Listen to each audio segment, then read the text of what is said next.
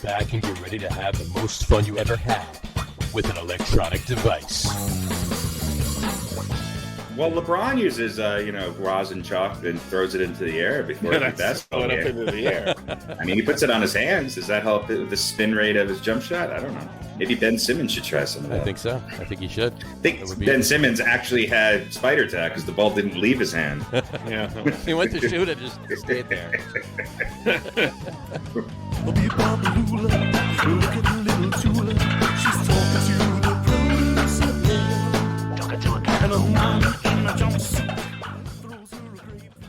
All right, everybody, welcome out to the Get On With It Sports Show. It is Wednesday, October the 20th, 2021. Jersey Johnny coming at you. And with me, as always, is none other than Mr. RadioPete and Mr. Harry Lug Nutz. Say hello, gentlemen. Perfect wow, timing. That was timing and a half. And Trombone Shorty has joined us today. There you go. It was all every time I have Middle Eastern food. So, yeah. You got to blame the Middle Eastern food. There you go, always. So how are you fine gentlemen on this fine evening? It depends on who you ask, but overall okay. Yeah, some people would say we're great, others not so much. I think, normalcy is settling in, in this October world of baseball, and it's making me feel better. I got you. Well, I think it sucks.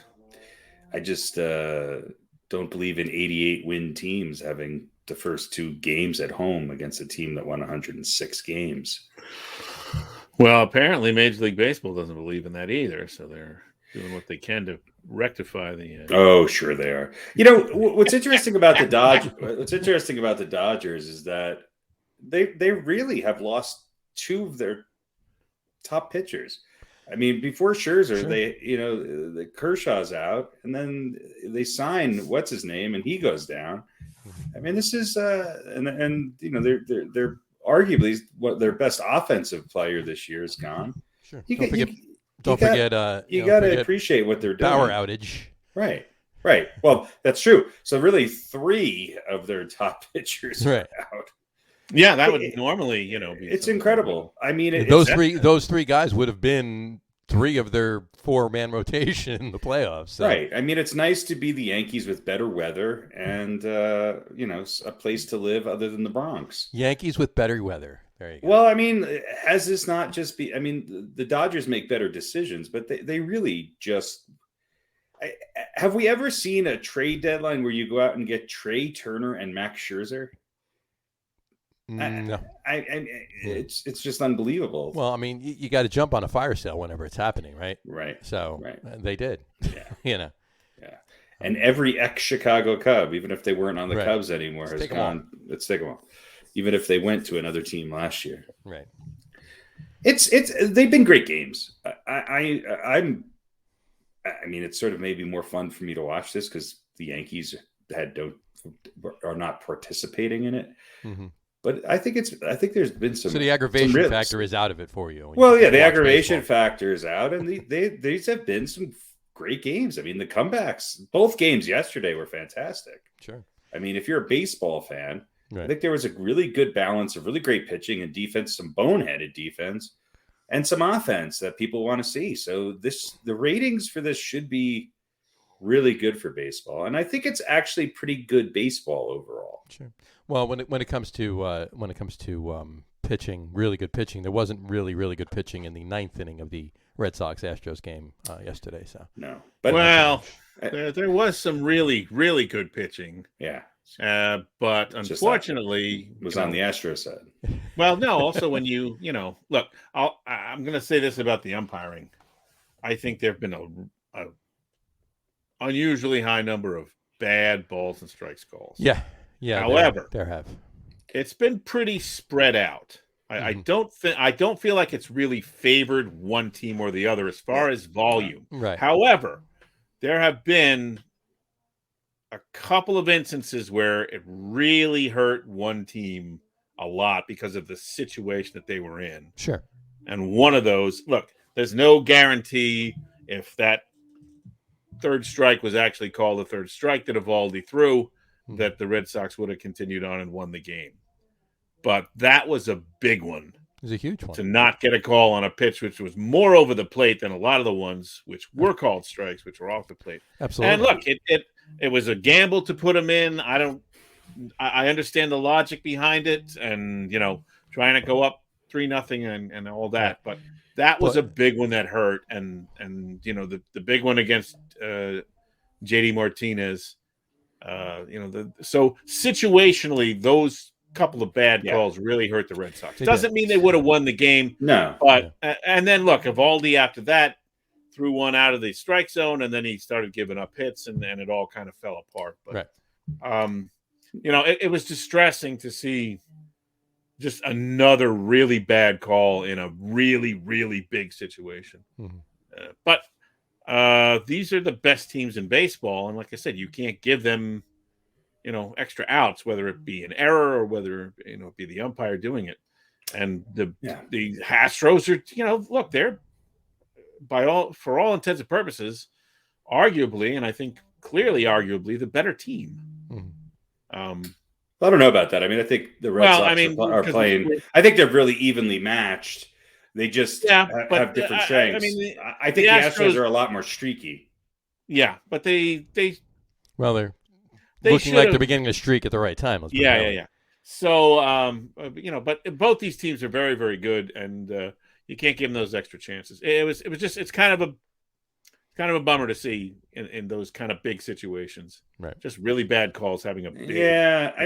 I think if you were to scientifically look at what the percentage of calls that the umpires make now that we have this sort of digital box that stands in front of us as we watch the game, I think you'd be amazed at how accurate a very, very, very high percentage of the calls are from the umpires compared to even 10 years ago, 15 years ago, where it just seemed like it was all over the place. And you didn't really have anything to kind of visually sway you one way or the other like we do today.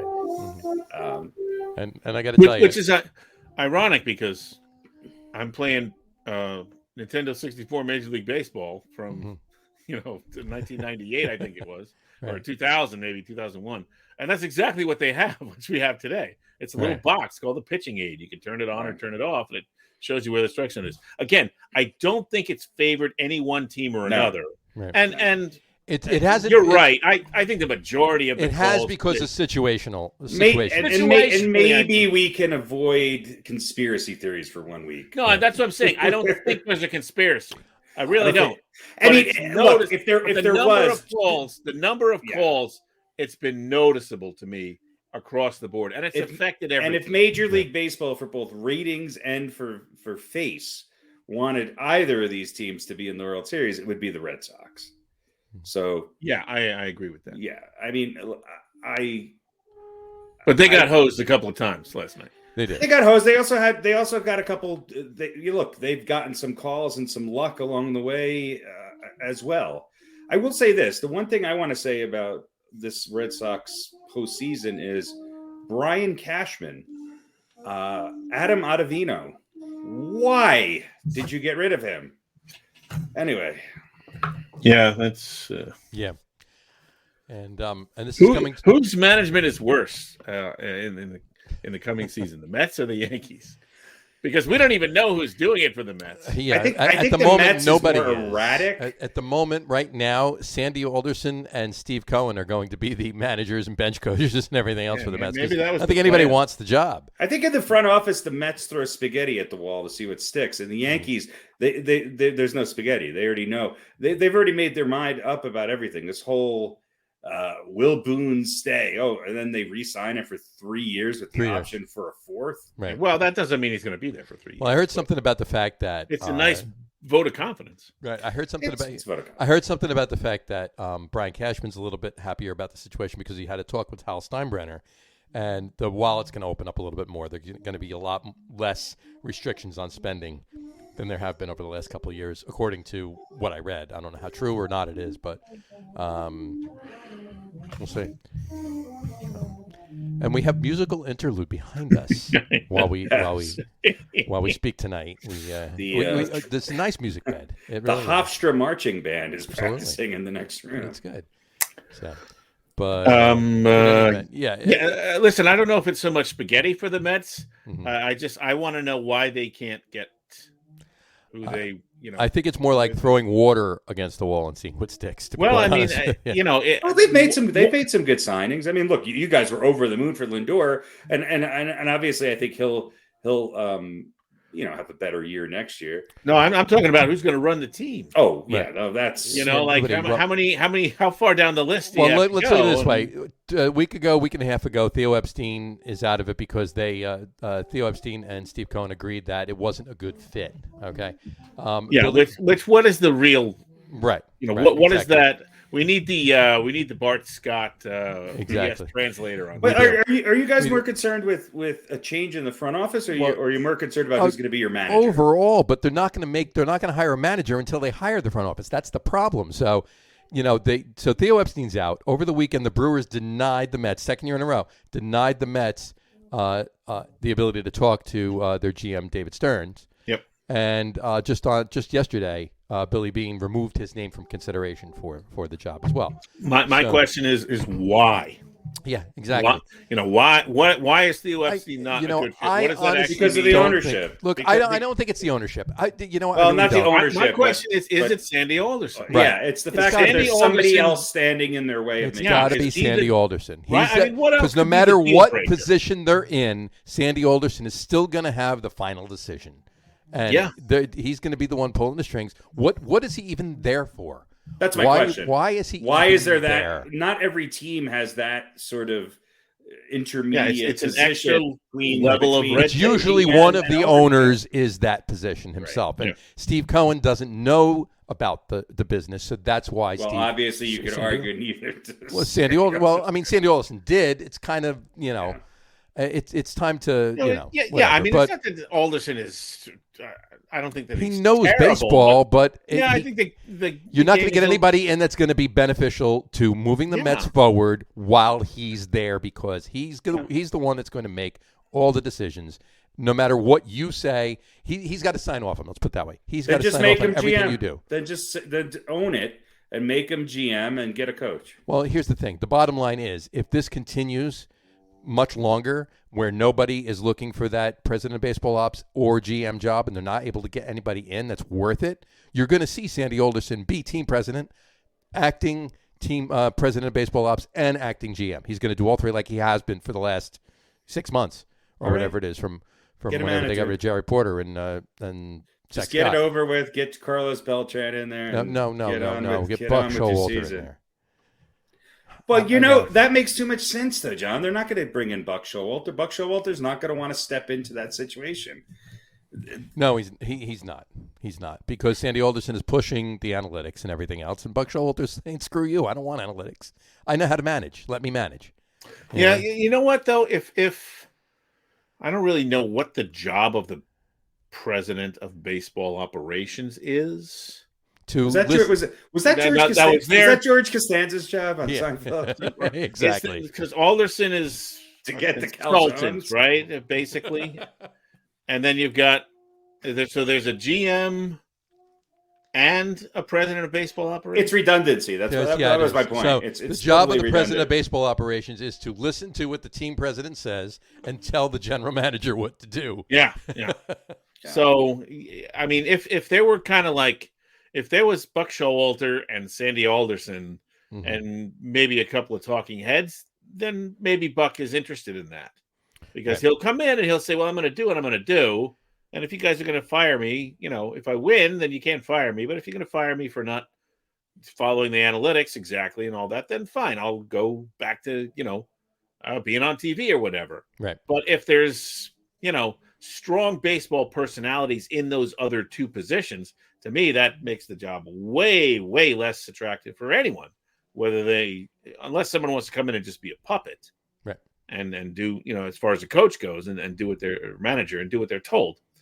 But maybe if there's a couple of guys in there who they're there and they're at the meetings, but they don't have a big say, and the GM and the VP of BO VP of BO spots. Then maybe a guy like that's Showalter. The problem. The Mets have had that many years. Isn't that an Airbnb company? Then maybe Showalter comes in and goes, yeah, well, I'll just let it ride and we'll see where it goes. But I don't know, man. At what point does Steve Cohen realize you're not going to get somebody good? You're not going to get these names. You're not. Yeah, you could have you may have had Theo Epstein.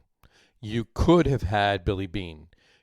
I don't know about Daniel Stearns. Obviously, the Brewers just don't want to let him go. Obviously, but he after next season, he's a free agent. He does not under contract after next season. So if they wanna float a year and then grab David Stearns as GM next year, they can. But he could have had these guys. More than likely, could have had these guys. And I'm not saying it's definitely that, but all signs point to the fact that it's Sandy Alderson. So if but Sandy Alderson's his security blanket because he doesn't know. He doesn't have the baseball acumen to run things without. Sandy Alderson is a security blanket. He's got this one guy, and they're on the same page, and All right. So what is Sandy Alderson looking for in this position? Somebody that will listen to him. So why? I mean, that's ridiculous. Of course it is. Yeah. Yeah.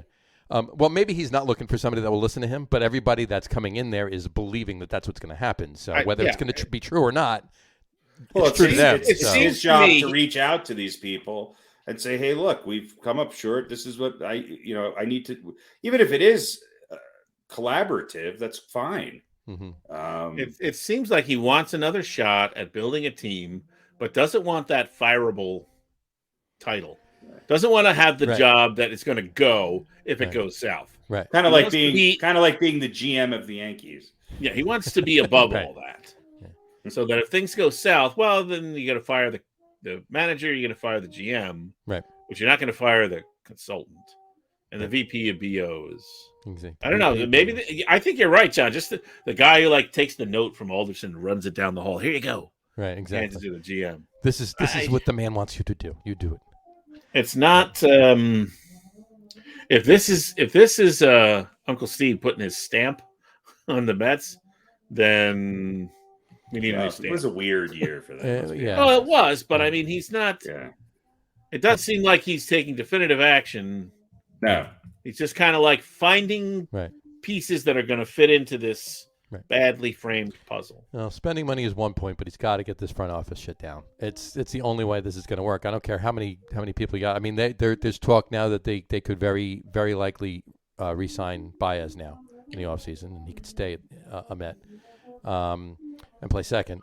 Did you hear what? And I don't know where the hell this would even fit for the Mets, but it would definitely work for the Yankees. Did you hear what Carlos Correa said the other day? He was teasing the possibility of joining either the Mets or the Yankees, and he said, "I didn't." He said something. I'm paraphrasing. He said, "I definitely like pinstripes, and I could see myself in pinstripes in New York." And he said that, and then he said, "By the way, I didn't say dark blue or blue and orange, just to let you know." He said that. So, I don't know where the hell he'd fit on the Mets, but it would certainly work for the Yankees now, wouldn't it? Well, yeah. So they won't do that. No. It would work for the Yankees. Why would they do that? Yeah. So, but anyway, couple things about the game last Thursday night. We talked about this ad nauseum, but anybody message in or write us in. Let us know your thoughts on the whole check swing end of the NLDS last week.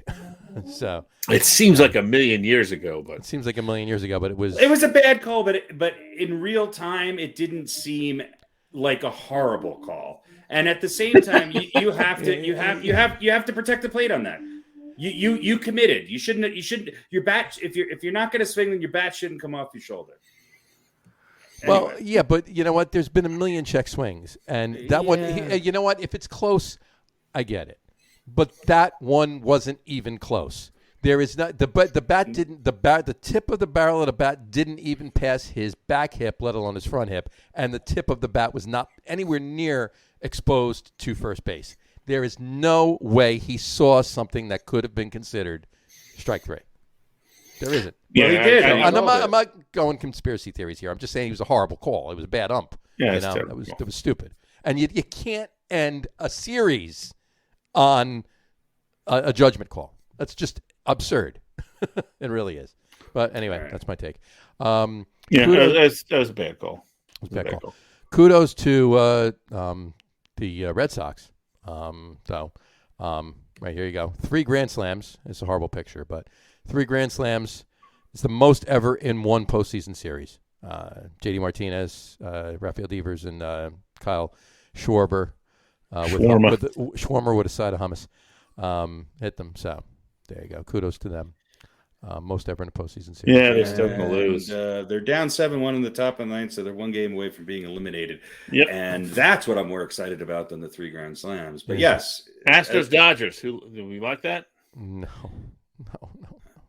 I think that's what it's. I mean, that's not a combination we've had recently, right? That's some good baseball. It's the 2017 World Series. That's some good baseball. All right. Well, that's 4 years ago. So. Right. 4 years and 1 pandemic ago. I want the Astros. Astros, Dodgers, 2017. Red Sox, Dodgers, 2018. I can't watch another. I just can't watch David Ortiz standing outside of Fenway Park. I can't do it anymore. I just can't. I'm done. I rooted for the Red Sox once when they finally won a World Series, and I'm sad I ever did. and then they did it again, and then they did it again. Well, sure. You don't like to listen to the song Tessie? Come on. No, I don't like anything about them or their fans. And you don't like the Dropkick Murphys, right? No, the Dropkick Murphys. Oh, Jesus Christ. Dropkick Murphys. Yeah, let's ruin punk rock and Irish music at the same time. Yeah. Oh, that is a take you won't hear too often. Yes. They're the darlings of the...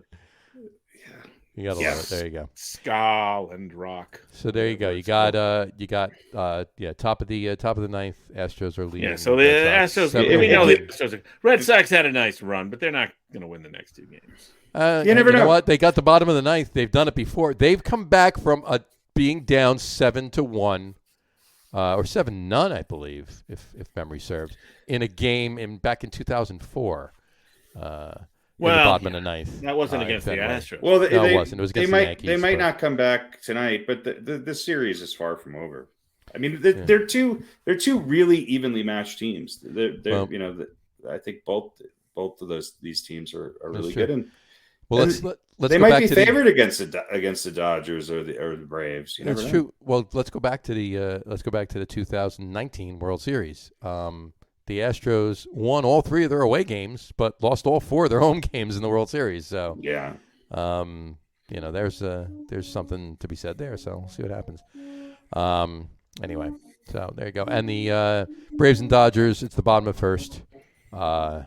It's tied at 0 at the moment. So it's only momentary. I mean, one thing with the Astros and the Dodgers is they can be quiet for a long time and then just erupt. Yeah. It's insane. This is true. I mean, have you seen 2 bigger comebacks late in the game than Speaking of eating Mediterranean food. Crazy. But, speaking of eating Mediterranean, you said they could be quiet for a while and then just erupt. I said, right. That was. I could go for some hummus right now. Actually. Yeah, I'm getting hungry. Let's get this podcast done. All right, let's go out for a little. How many falafels does Pete have on his shelf? Oh God. Speaking of which, you guys want the over/under number now or just later? Let's do the over/under number now, and then we'll do it.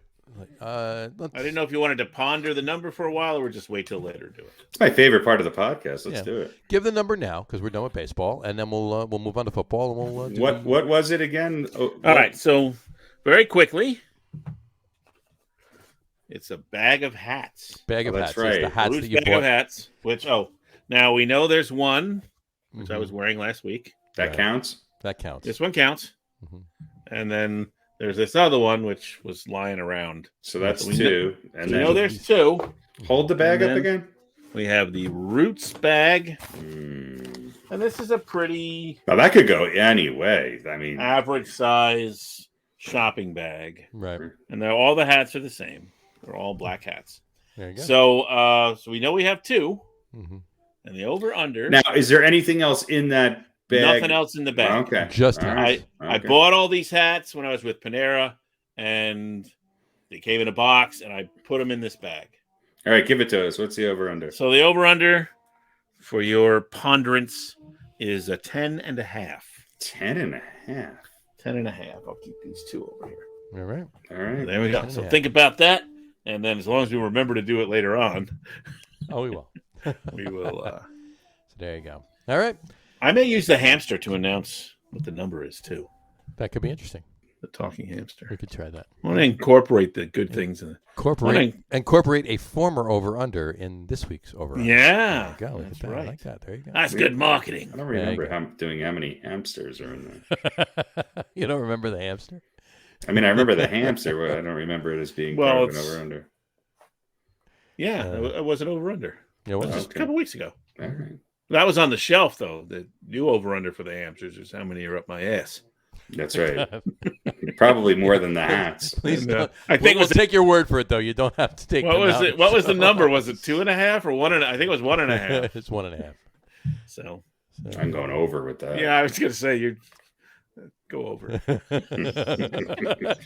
Are we talking living or dead? Oh, God. Well, they were living at one point. Both. All right. I'm going over. I don't discriminate that way. Yes. Right. Anyway. All right. Let's move on to football. Let's start with this week's quiz. Here we go. All right. Ready? Football quiz. Let me give it to you. Here we go. In the spirit of what we've done the last couple of weeks, a couple weeks ago we did 1970s players. Last week we did 1980s players.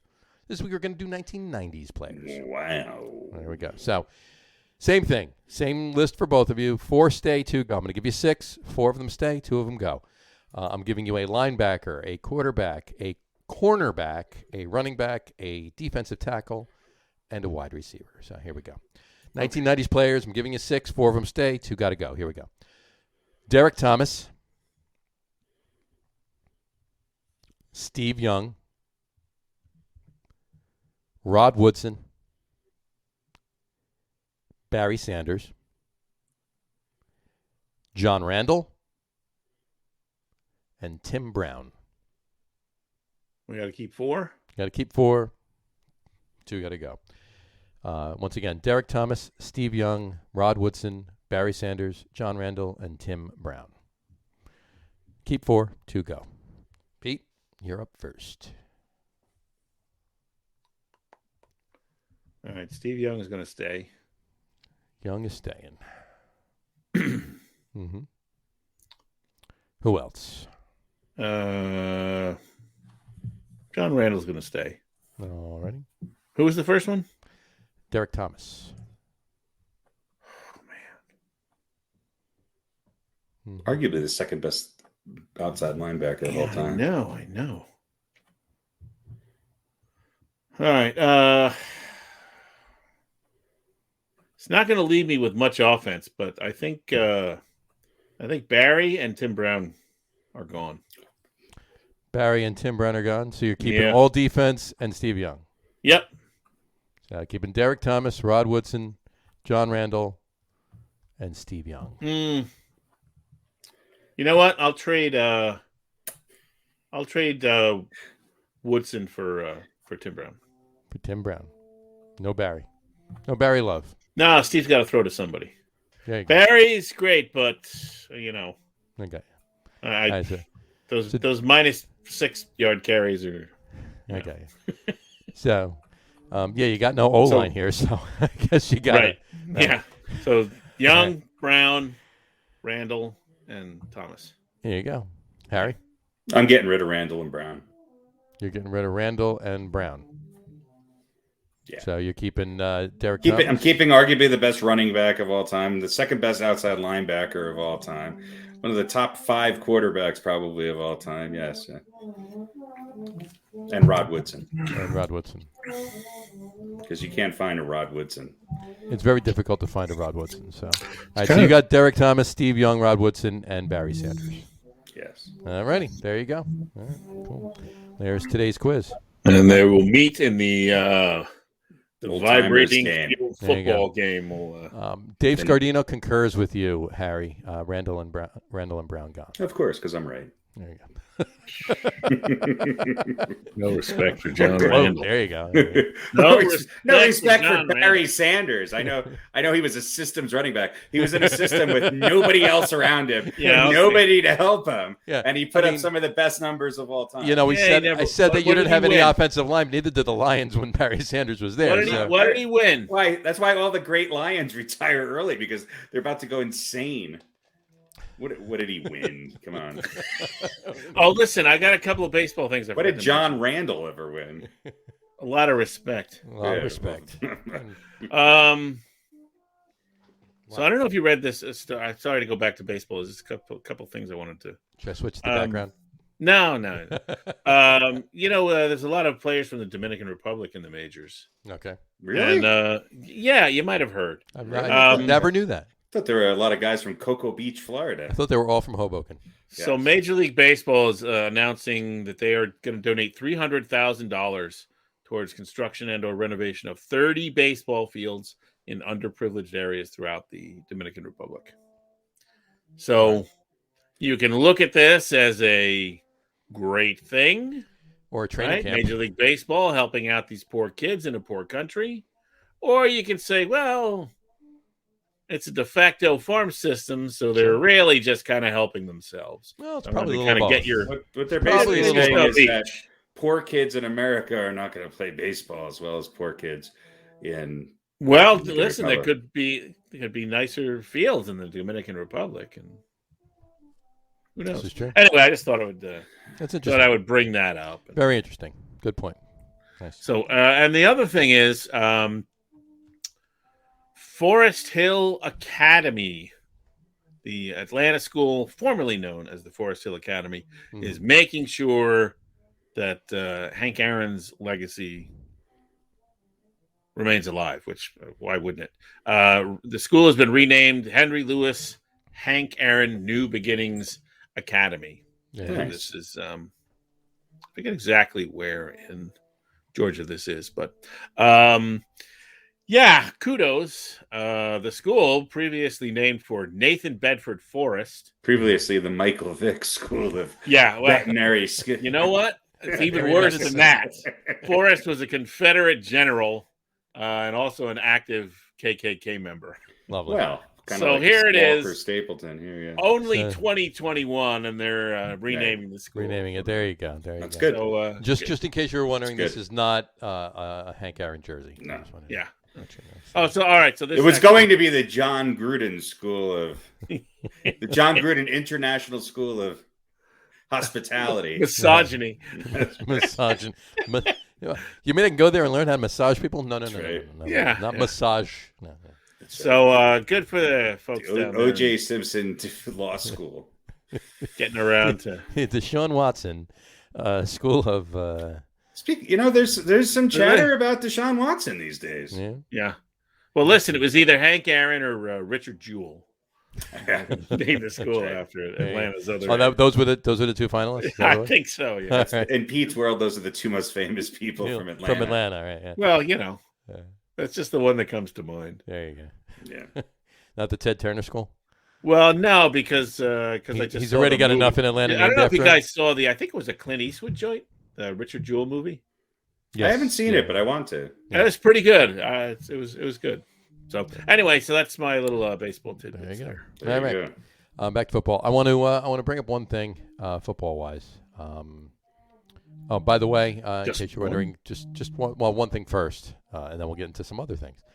First thing I want to bring up, I should say. By the way, it's the middle of the ninth. Astros scored another 2 runs, so it's 9-1 right now. Yeah, I think Boston's ripe for a comeback in this one. Yeah, I think. And the Braves are up 2-0. We'll keep an eye on that. Yeah, they are. So there you go. All right. That's only till the 8th. You're down 9-1, and Brady left you. All right. Suck it. Here we go. I don't know if you guys saw this last Thursday night. Talk about all the stuff with Gruden went on and everything else. I don't know if you saw what happened with Terry Bradshaw last Thursday night. Did you read anything about that? No. What went on with Terry Bradshaw last night? Last Thursday night, Aaron Andrews was doing an interview with Devin White from the Bucks before the game, and She was talking about, horseback riding at some point. I didn't see that actual part of the interview, but when she came back on, now Terry Bradshaw, obviously he rides horses. He's like, he's got a ranch. He does all the cowboy type stuff and everything else. He's born in Louisiana, all of that. Anyway, she asked him. She said, I do want to know how old you were when you first got on top of a horse, first rode one. And and Kurt Menefee repeated the question. And then Bradshaw replied that he was 3 years old when he first rode a horse. And then he continued to say, now Erin Andrews, by the way, was wearing like a frilled shirt, like a cowboy-ish frilled shirt with cowboy boots and everything else on she had on, right? So Terry Bradshaw said, you got your cowboy boots on and your shirt. You're looking good. That was nice. I enjoyed that interview. That's what he said. Apparently, there's a bunch of people that are calling for his head because he said that Erin Andrews was looking good. Yeah, you can't compliment people. All right. Over under. No, over. I'm waiting for it. It's just ridiculous. It's absurd. The article that I'm reading, by the way. I mean, in reality, he shouldn't comment on her shirt. Well, you know what it was? I mean, you watch enough Terry Bradshaw. You watch enough of what he does. It's Terry Bradshaw. He said that you got the cowboy boots on and your shirt. You're looking good. Well, it was about that. It wasn't. He wasn't being misogynistic. He wasn't. Come on, it was Terry Bradshaw. That's the thing. I mean, he said the same thing to Michael Strahan on Sunday. Yeah, right. Well, what was she wearing on the bottom? Did she have a skirt on? Was she showing any skin? We don't know. I don't believe so. No, but I don't think so. I don't know, but I don't believe so. But who cares? I know. It doesn't matter what she was wearing. The article. Here's the thing. The article that was posted. All right. The article was posted. Actually, this is how it was worded. Kurt Menefee repeated the question, and Bradshaw replied that he was 3 years old when he first rode on a horse. Then he continued into his controversial comments. That's how right. And it said during a segment, Terry Bradshaw was criticized for his comments. He wasn't criticized there. My question is, did Erin Andrews have any problems with this? She didn't say anything. Nobody's commented that. Yeah. And then, whatchamacallit, then somebody tweeted, Tyler Conway tweeted, you can hear Terry Bradshaw mentally reading the HR email in real time. Come on, dude. I mean, everybody's just got to get over themselves. Yeah, there is misogyny out there, and that's bad. This was not it. Yeah. Yeah, I mean, this is the sort of thing that could stem from, a different outfit, let's say, a more revealing outfit. Mm-hmm. And I was actually glad you brought this up because I was pointing this out to my my son the other day. I was watching some show on ESPN. They were talking about football. It was a show about football. Right. And there were three guys and a woman all sitting, in comfortable chairs with a coffee table. Every sports show. Right, exactly. The guys all had on suits and ties. They all looked fine. Mm-hmm. The female, whoever she was, had on like what I can only characterize as a cocktail dress. Okay. Now, she was sitting, and it was the side view, the camera, coming in from the side. Sure. But that dress was no lower than mid-thigh. Mm-hmm. And she had high, spiky heels on. Mm-hmm. And? Not what I would consider professional sports talk attire. She was dolled up. She was ready to go to a cocktail party after that interview or whatever. Yeah, and she's an attractive woman, whatever her name is, which, And I was talking to my son, and I said, this is sort of this subliminal, sexualization that kind of goes on. Now, was it her idea to wear that outfit? Or the is that kind of standard gear? Again, three guys in regular suits and a chick, good-looking chick in a hot, short skirt and spike heels. Right. To talk about football. But this was not, my point is, this was a very different outfit than apparently from what Erin Andrews was wearing. So what did she what was her commentary? Well, they were just talking about football. Oh, okay. And the games. It was just four people talking about football. A couple of ex-NFLers. I watch a lot of sports shows. I see a lot of idiots wearing a lot of ridiculous things, and women, I feel like they should be free to wear whatever they want as long as it's not actually, breaking television standards. I agree. But I mean, you can't tell me that the network doesn't want them showing skin because that sells. I don't know. I'm I can't absolutely tell you. positive. I can tell you it's a definite. Now, if probably, of course, it's not a mandate, I don't think, but my point is it was a clear example. Like one of these things is not like the other. Right. I think what would be these nice three guys are wearing suits and ties and talking about football, and she's party dressed. Right. What would be nice is if the women that they have on were given equal opportunity to actually voice their opinion on sports, so that I don't have to listen to some old drunk ex-NFL coach blabber on. Kind of But I watched a show for probably about 10 minutes, and she wasn't just there as eye candy. She was a viable and active part of the conversation. She knew what she was talking about. Yeah. Oh, yeah, definitely. Right. But again, it was just I flipped through the channels and it came on, and it just like you would never have any of the guys dressed up in any sort of sexy, provocative outfit. Well, depends on what your definition. It could have been. I mean, on basketball once. I mean, whatchamacallit? Really, idiot. Dennis Rodman was wearing a dress like that once. So I mean, yeah, but I mean, and this happens all the time. And right. Rodman was pretty sexy. I want to know why you need to wear a suit and tie, and then you have to hold a baseball bat or a football, but then you wear sneakers. It's come on. It's all. Well, yeah. Well, that's because you're cool. Yeah, you get away with that. You're nice. Hugo Boss suit with a pair of Nikes. I mean, that's, but you got to wear Nikes though. You can't wear like cheap shoes. You can't wear like. Well, no, it depends on who sponsors. Wait till Schlesinger gets that contract with ESPN, and everybody's wearing the poor man's Pumas, as there you go. As they were known in my neighborhood. Poor man's Pumas, Schlesinger. There you go. So, but I mean, look, this sort of stuff goes on. And just flip through any of the ESPNs and you'll see a woman in a short skirt, whether she's standing or sitting or whatever. It's just a part of the game and it's not right. But again, this incident with Terry doesn't seem like that was the case. I don't know. That doesn't. Well, hold on. I mean, look.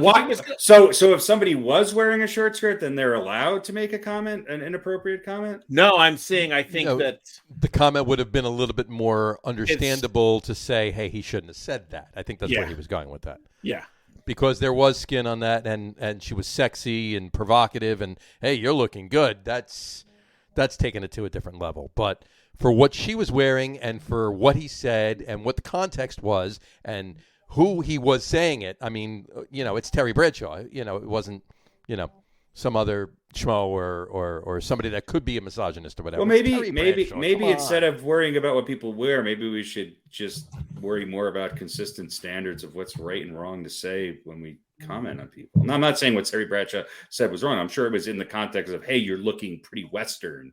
Or you're looking like somebody's going to right. That's exactly what I took away from it when I saw it. I mean, because of the outfit he had on, and they were talking about that subject, and he was, right. I don't know, but I also think people should be able to wear whatever they feel is appropriate, and they should not feel pressured to wear something. But they also should not feel pressured to not wear something. I mean, I agree with all of that. I agree with all of it. But absolutely. I think the context is that when someone is showing a lot of skin, let's say, right, and you go, man, you look good. That's where it becomes debasing. Sure. Well, I mean, I think that there's also the incredible double standard of what is required of women to get any sort of air on these sports stations or anything in life. Not only do they have to be knowledgeable, but they have to be really good looking. I mean, if that was the standard for sports talk anything, we would have nothing on the air if we held the men to the same standard. So, Agreed. I mean, there's plenty of women who are incredible commentators who don't get as much exposure because of the fact that they're treated to a double standard, Right. Well, and they also have to get past the stigma with some of the fans out there watching that they're women.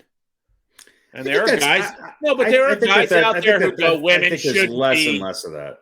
I think there is too, but there's still a contingent out there. Yeah, there's a contingent of people who still, put up a Confederate flag on their front lawn. Right. Well, yeah, but those people are going to be, in my opinion, more accepting, even if they're initially resistant, they profess resistance to having women in general in the game. They're going to be more accepting if she's good looking, in their opinion. If she's, dressed a certain way. I don't know. Well, I don't like women talking about football. I would prefer to have people that I can understand what they're saying. Right. That would be nice. Let's not get too far down this rabbit hole. I agree with all of that. It's definitely the way it should be. But I don't think Bradshaw's going anywhere. I'm not. I think the bean counters. I just think. Look, I don't honestly. I'm not saying what I'm saying. I didn't bring this up because I think we need to support Terry Bradshaw because he's going to get reprimanded. No, that's not going to happen. We get it. But my point is, come on, make a case for what needs to be made a case of. Don't. Well, listen. Somebody always has a gripe, and I think it's not so much a question of. To me, it's volume is what. Right. Whether the gripe is kind of, and a lot of it is a lot of people that just want to be heard, no matter what they. But how many is a lot? Right. If it's squeaky wheel gets the oil, and what is the impact? I think the bean counters took about 5 minutes to look at this and go, Bradshaw, money, we're not getting rid of right. And maybe they give him a little, they give him a little. Well, I mean, they off the air reprimand. I mean, who even knows if anything came of it? This could have just been a media report that was brought up. It was ridiculous, but yeah, I mean, if Erin Andrews felt uncomfortable and made a comment and made a gripe about it or whatever, that's a different story. But she did not look one bit upset about what he said, And it probably wouldn't be the first time that maybe behind closed doors. Somebody went, Terry, you can't say that, even if they reach that point. Well, or they just kind of went, hey, man, cool it. Let's call it what it is because, he has been hit in the head, one or two times. Well, yes. Over the years. So anyway. They put an artificial filter in and catches some things, but not everything. Yeah. All right. Moving on. We got to give kudos to Lamar Jackson. Broke Dan Marino's record of wins prior to his 25th birthday. Yeah, that's a bogus stat. I know. But Dan Marino had 34. Lamar Jackson over the last 2 weeks made 34 and now 17 35. Wins. So it's 17. Yeah, exactly. So Lamar Jackson now has 35 wins prior to his 25th birthday. Number 3 on the list is actually Drew Bledsoe with 32. And they both have how many Super Bowl wins between the two of them? Between the three of them? Between the three of them, that would be none. Okay. So just in case you were wondering. And not to get back on the comment, but Dave Scardino said innocent comment. Yes, absolutely. Agreed. All right. Yeah, it seems that way. I know. All right. I got a couple things I want to bring up. We're going to do headlines, basically. There's a couple of things. Headlines. Which we call just a couple memes. We'll take this point in the show to do them. I just want to, while we're on these topics and everything else. So, first of all, the NFL removes all coaches, players, and fans who have ever said a bad word. Only Tim Tebow remains in the league now. So that's it. And then this was an important one right here. Breaking leaked emails from Chiefs head coach Andy Reid revealed that more than 10,000 DoorDash receipts. Come on. I didn't make these. I found them. They were there on this one. Yeah, look at that fat bastard. Come on. All right. Yeah, look at him. Look at him coaching his team down the field towards another playoff run. Exactly. Look at that fat. And this is the best one of the three, though. Here we go. Ready? All right. This just in from Vegas. The New York Jets are 750 to 1 to win the Super Bowl, meaning if you bet $100 on it, you would lose $100. Yeah, there's a bunch of teams that fall into that category. They're not alone. No. The Giants are below that, so don't worry about that. So I just wanted to do that. Anyway. Yeah, all right. That's kind of low-hanging fruit. Yeah. And all of those. Tim Tebow a fruit. Tebow is Well, he's the most. That's the most clever of them, right? Andy Reid is fat and gets a lot of DoorDash, and the Jets suck. I mean, yes, it was really, low-hanging fruit. What a stretch! It must have taken seconds. Next, well, this is the first one. Next week's headlines will be better. Don't worry, it's fine. No, it's okay. All right, we're moving on. Okay. Not saying they're inaccurate. No, they're very accurate, but they're low-hanging fruit. You're absolutely right. Yeah, I would say check the Onion sports headline. They're always very good. Yeah, they usually are. All right. Let's start with the Giants and the pathetic excuse for a game they played on. Well, maybe not the first 5 minutes of the game, but other than that, it was a very bad day. I mean, it's just Jerry Jones and a conspiracy and the refs. No. They weren't playing the Cowboys this week. They were playing the Rams. But Jerry Jones just wanted the Rams to win, right? Isn't this how this works? Are you like jumping on the whatchamacallit? Yeah, whatever. Jerry's got friends in L.A., man. He does. He got a lot of friends. They haven't won a Super Bowl in 25 years, and it's all fixed. The Cowboys are rigged. Look. I'm not. First of all right. Stop busting chops, because I am not in the least bit saying that any of the play on the field on Sunday had anything to do with any major conspiracy or anything. The Giants sucked on Sunday. Are the Giants as bad as what that game was, though? I mean, no. Well, let's put it this way. First of all, let's look at it for what it is. Yeah, the injuries are long. Yeah, Tony got hurt too on like his third play of the game. They need to rename the team the Walking Wounded. He had three catches in like 4 minutes, and then he got hurt. He did. Although I will say, and this is not a conspiracy, I will say that, and it wouldn't have made him not get hurt. Obviously, he got hurt because of it. But the hit that twisted him around, that twisted his ankle, and got him, knocked out of the game, was a penalty. It was a ball. It was a ball. It was a penalty. It was a penalty. It deserved a flag, but a little bit, yeah. And look, I'm not even saying this is a conspiracy. It's not. It's just horrible refereeing, is what it is. They should have thrown a flag. But in any event, moving on from that, there's a couple of things here. I grabbed this graphic. It's a crappy one, but let's look. The first half stats. The rushing yards Giants had more rushing yards. They had 47. Passing yards, they had 69 to 183. Total yards, 116 to 227. This is the big part. 3 turnovers to 1 turnover, obviously. But the Giants had more. How they had the ball for 3 more minutes with the turning it over. Yeah, with the turning it over. Then they would have had 4 turnovers. Yeah, exactly. So it's just silly. But in any event, they were, the 2011 Super Bowl team was honored that day too. Yeah. There was I'll put a graphic up. There's Victor Cruz is whatchamacallit? Yeah. Doing his salsa dance. Salsa. Oh, Jesus, I hate it. Tom Coughlin was there. There's a Super Bowl trophy. Tom Coughlin did the Macarena. He did. And a little bit of the electric slide too afterwards. But actually, Tom Coughlin's yelling at Victor Cruz right there. Yeah. This is the same picture. It's like, you stop doing that again. But anyway, the reason I put that up is because that's the second. That was the third game of the season. All right. Yeah, they're trying to get people. 2 of the 3 games of the season so far, they honored something. They honored Eli. Now they honored the 2011. And they can't win a game. They can't even play better because of that. And look, a lot of it is because of the turnovers. Well, that's because of the turnovers, but this week, but because of the injuries.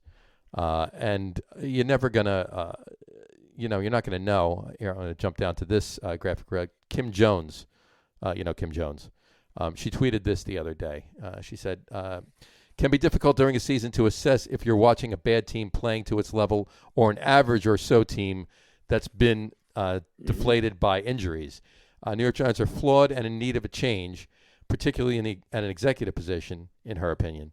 But injuries are not helping. No, they're not. And that's they can't really evaluate this team because of it. Especially on offense. No.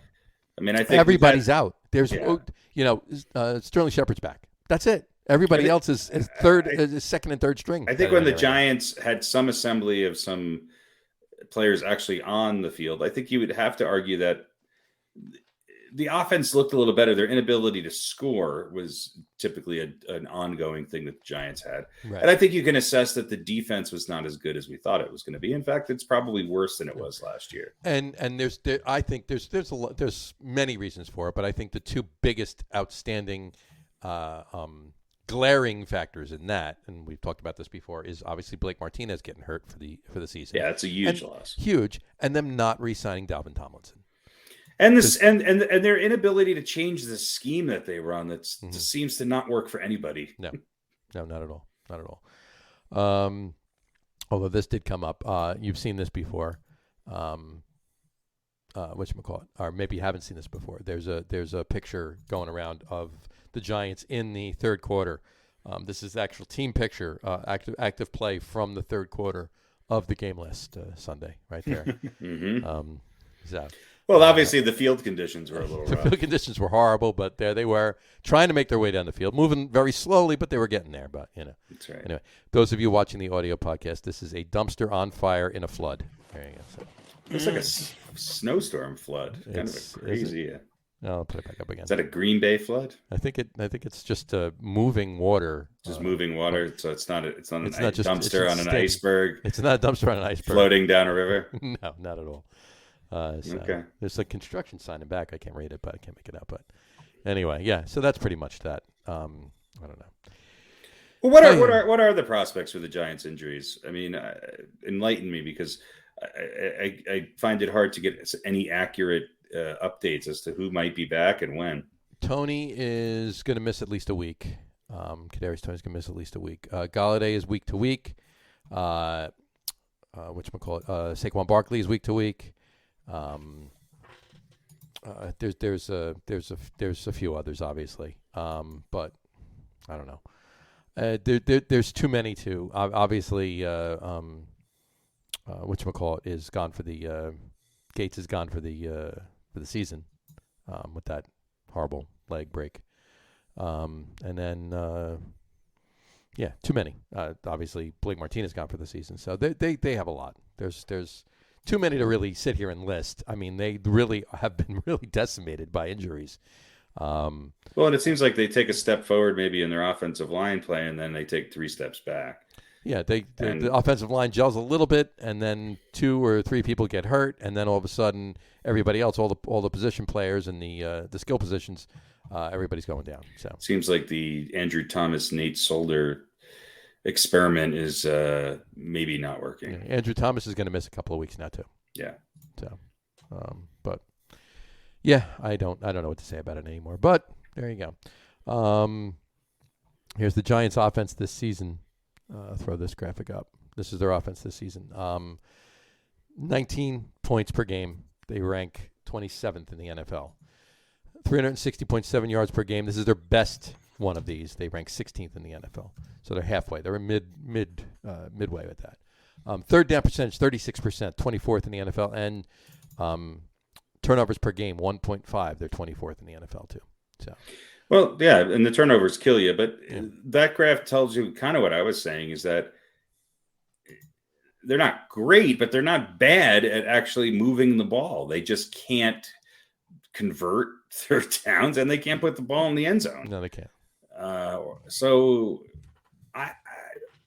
I think that there's still potential this season for the Giants offense to kind of come together a little bit.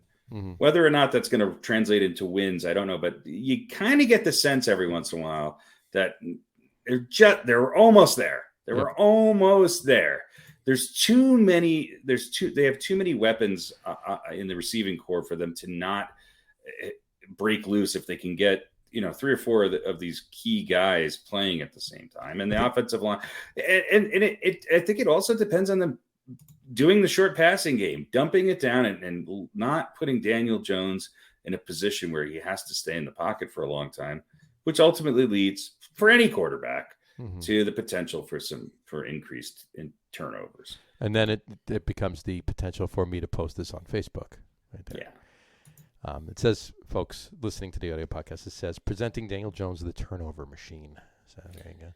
Well, I look at somebody like a Mac Jones in New England, and you could argue that New England has far less offensive firepower than the Giants, especially at the receiving corps. It's maybe a slightly better offensive line, but their scheme is to let him throw the ball quickly and get it out of his hands, right, so that he's not put in a position where he's having to, and they're moving the ball and they're having some success. Did you see that one play in the game last week against Dallas when he just came back? Dallas came down the field and scored, and then first play from scrimmage at the 25-yard line, that bomb. That was a thing of beauty, and he's a rookie. So he is, and then he's obviously better than Daniel Jones. My point being is that how much, not only can you not tell where things are going because of the injuries, but are we going to continue to give passes to what the Giants are trying to do offensively and defensively? I mean,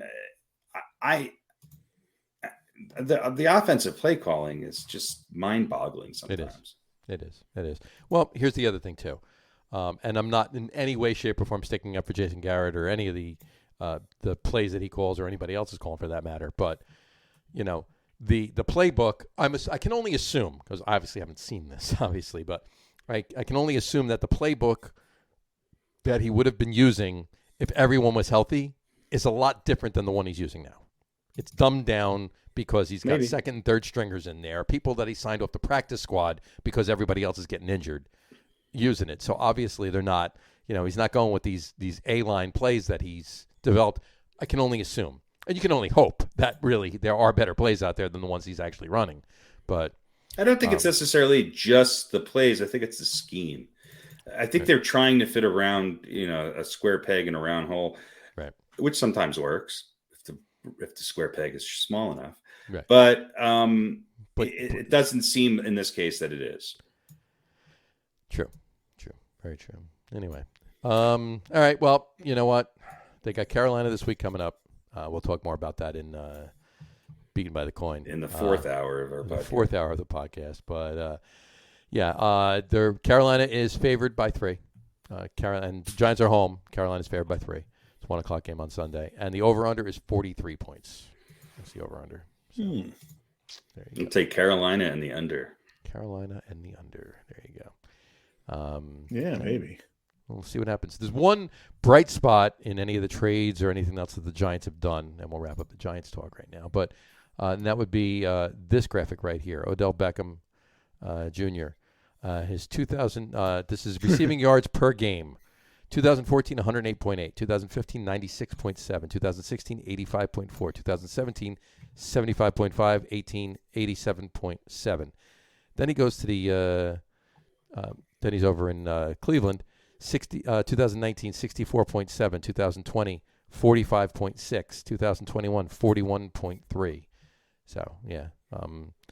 Now, is that because he's in Cleveland and he's not being used as much? Or is that because he's just, he's done his best work prior to I can't believe he's been in the league 8 years already. Yeah.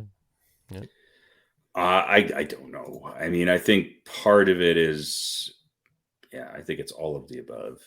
Mm-hmm. I mean, would he? It's not like he's in an offense that doesn't open it up and throw the ball. It's not like he has a horrible quarterback. He's not like he's playing on a team that's really bad. Mm-hmm. Would he be better in Cincinnati? Would he be better in Green Bay? I don't know. I can't answer that. Right. But I think for a lot of these receivers, they kind of seal their own fate. Right. I also think that, he was a go-to for Eli, and he's a member of a team that spreads it around in Cleveland. So obviously that has has some form of a factor to it. So, but in any way, I don't know how much they're going to spread it around this week. I think what's his name is out, right? Yeah, Baker Mayfield. Mayfield. Maker Bayfield. So who knows? Baker Bradford Mayfield. Maybe more. Maybe more. Who knows? We'll see. So. Maybe he'll get have a connection with whoever the backup is. I can see him getting signed to a team that's in contention at the trade deadline. I really can. Mm-hmm. And here's the team that I could see him on. Dallas. I could see him go to the Cowboys and actually being helpful. Yeah, but they have a big receiving corps between CeeDee Lamb and you can never have enough. Receivers are like pitchers. Yeah, you could say that about the Bucs too before they signed Antonio Brown. True story. I don't know. I could just picture him. I picture him on that team for some reason. See what happens with that. All right, let's move on to some Jets talk. The The Jets won a bye last week. Here's the stats from that. Bye week 38 points. Jets 3. No. Closer than I thought it would have been. I think the Jets defense is better than that.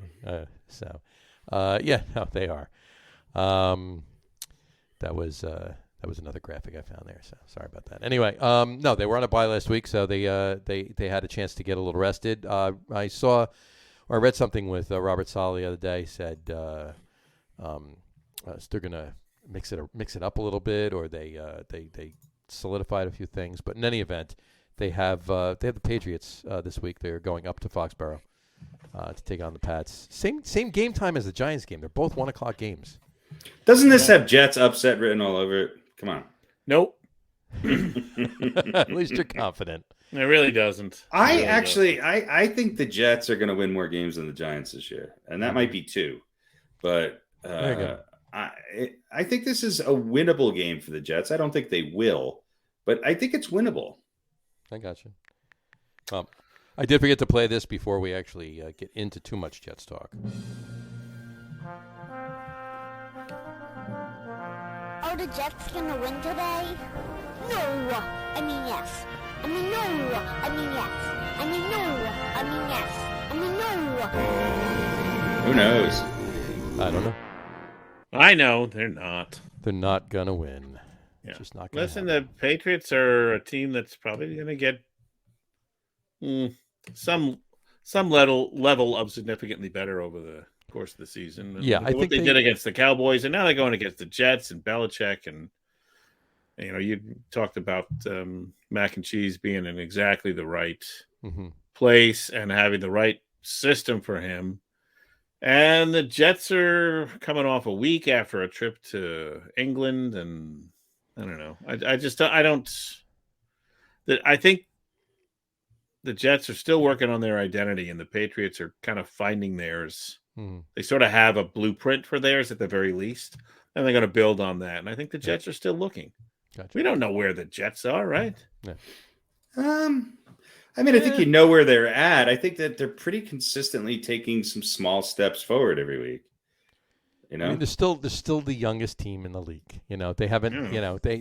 They're going to be the youngest team in the league unless they sign a bunch of older players at the trade deadline. So, they're going to be the youngest team in the league the whole season. So, they probably won't. But. I'm sure they won't. So, but pardon me, whatever that was. I don't expect them to be terrible. I don't think this is going to be a blowout by any stretch. But I don't see the Jets really, maybe other than the first quarter, really this game. Look how well Dallas is playing, and look at the Patriots. Almost, or staying toe to toe with them. All the way. I mean, then went to overtime, right? Yeah, went to overtime for crying out loud. And you can say, look, it was the Cowboys kind of playing down a little bit, but Patriots. The Patriots are a good team. Yeah, they're not a terrible team at all. So. Well, we'll see what happens with them as well. No other news about that. You got anything else you read as far as the Jets go there at that point? No, I don't really. Gotcha. Honestly, I don't pay much attention. You didn't pay much attention to it, did you? No, because it's I got you. I mean, they're off, and what are you going to report? Right. You look at the injury report, I guess, which I didn't even do. Anything else is hype that's trumped up by somebody who's trying to get clicks. Right. This is true. Go out and play the game. Go out and play the game. We'll see how it goes. Right. Let's do something positive. Be positive. I love small, incremental, positive steps. That's what I want to see. There you go. I mean, Jets are underdogs by 7. That's a pretty stout. Patriots are favored by 7. Over unders 42.5. Yeah. So, all right. Let's look. That's about the right line. That's the right line. That's the same thing. Mm-hmm. Vegas knows what they're doing. I would say that's a tough pick. Mm-hmm. That's true. All right. Let's look at we'll do in a few minutes. Let's look at the power rankings really quick. Not to take too long with it, but Derrick Henry number 1. There you go. The Arizona Cardinals are number 1. Bucks right behind them. Rounding out the top 5, Ravens, Rams, and Packers. The bottom 5 are the Jets, Giants, Dolphins, Texans, and Lions, in that order. So, that's the really. That's it right there. Those are your power rankings. Oh, okay. I was going to say, where are the Jags? The Jags, really? The Jags How are did above the the Jets. Jaguars get above? Well, they beat. They won. They won. Yeah, okay, I guess that's fair. They won. They won last day. They won in London. The Jets did not. There you go. Yeah. I don't think the Jaguars should be ahead of the Jets, but they probably should be ahead of the Lions. I would put the Jets a better team than the Jaguars. I would probably put the Giants there before all the injuries. What about the fact that the Falcons are above the Colts? I mean, I know the Colts aren't a great team, but the Colts are a team that I can't figure out. And I think with Carson Wentz as your quarterback, I think that's going to be the storyline for the whole year for them. They were here. There's a stat, and I didn't actually pull up the graphic, but there's a stat. I'll take this off now. There's a stat that said last week, and I guess it was Monday night's game or whatever, when they were winning by 16 points going into the fourth quarter against the Ravens, and then the Ravens won. The Colts winning by 16 points going into the fourth quarter were 120-0 going back to 1984. And then they lost to the Ravens. So there you go. But how many of those games were against teams as good as the Ravens, or potentially as explosive? True story. But when you're winning by 16 points entering the fourth quarter, you should and you have the skill set in your team to be able to get to there in the first place in the first three quarters. You should be able to hold off the team. I don't know. 16's not that. I don't think that.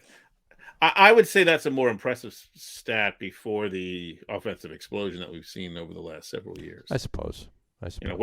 When teams actually,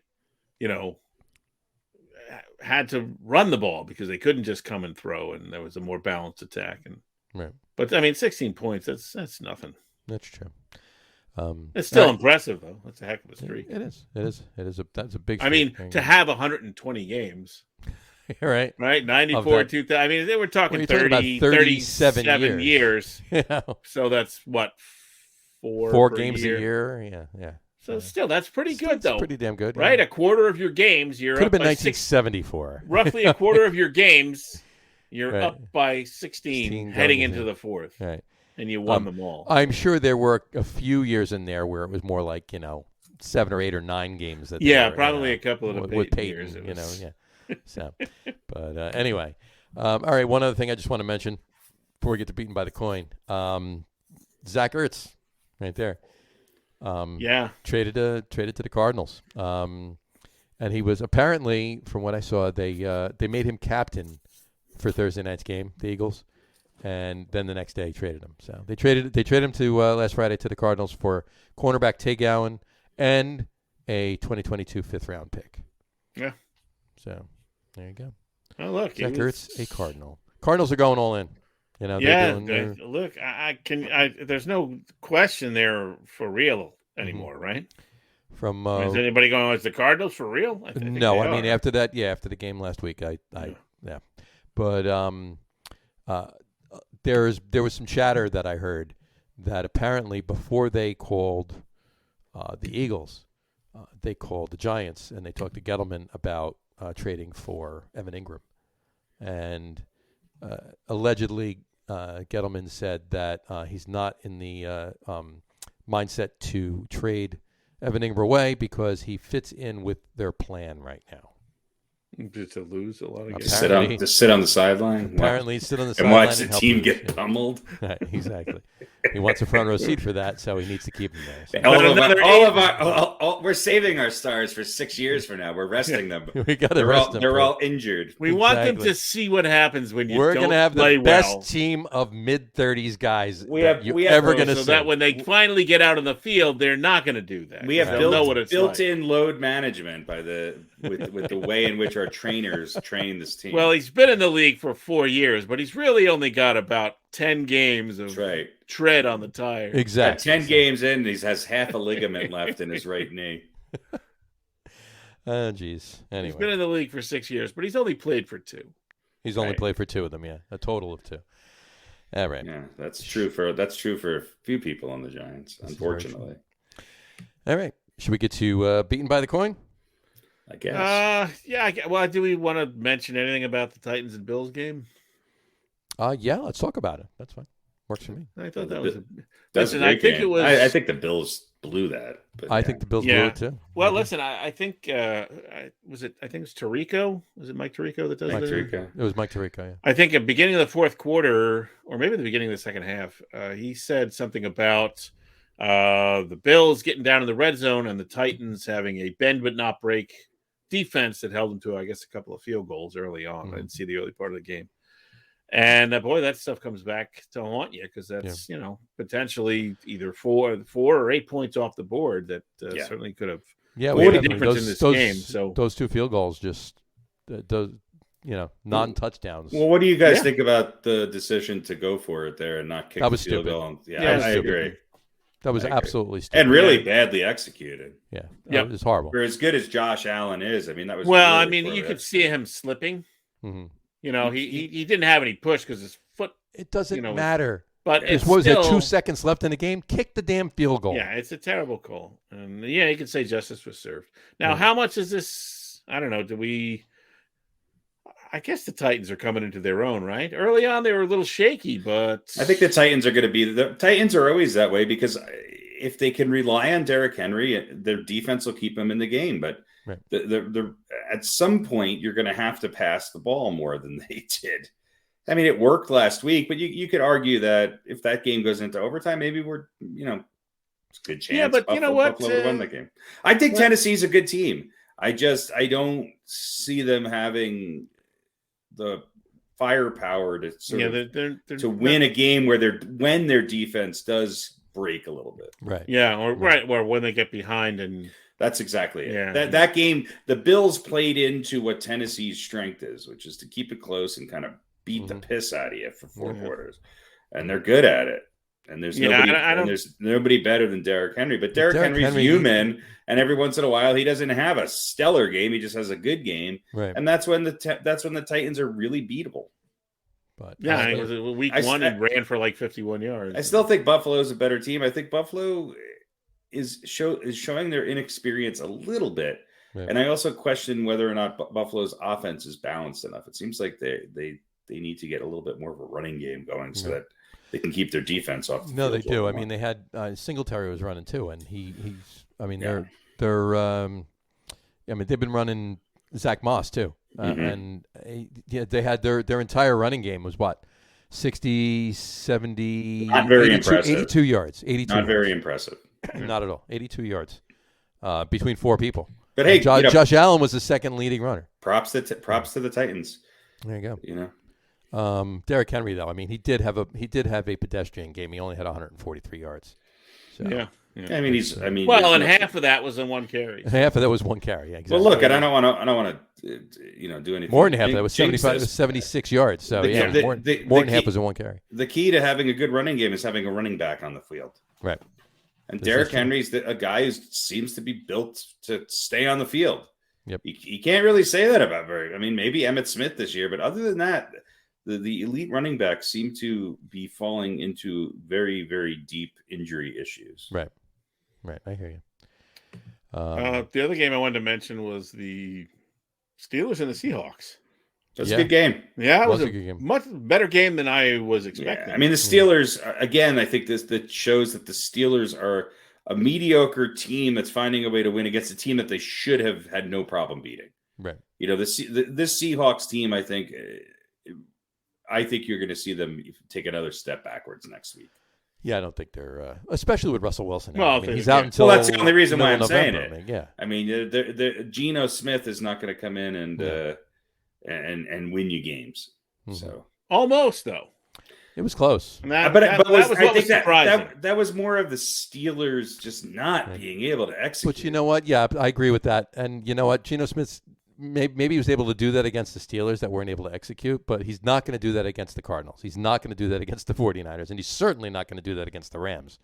Well, out of any of those 3 games, they have their best chance to beat the 49ers. Yeah, of those 3, the 49ers, yes. But I'm not impressed with the 49ers either. No. Well, especially if Jimmy G's not playing. So right. It's true. Although I think he's coming back this week, or supposed to. But anyway, those were kind of the So interesting games that I thought. I have one other question. What did you think of Aaron Rodgers and his comments after scoring the touchdown in Chicago? No, I'm fine with it.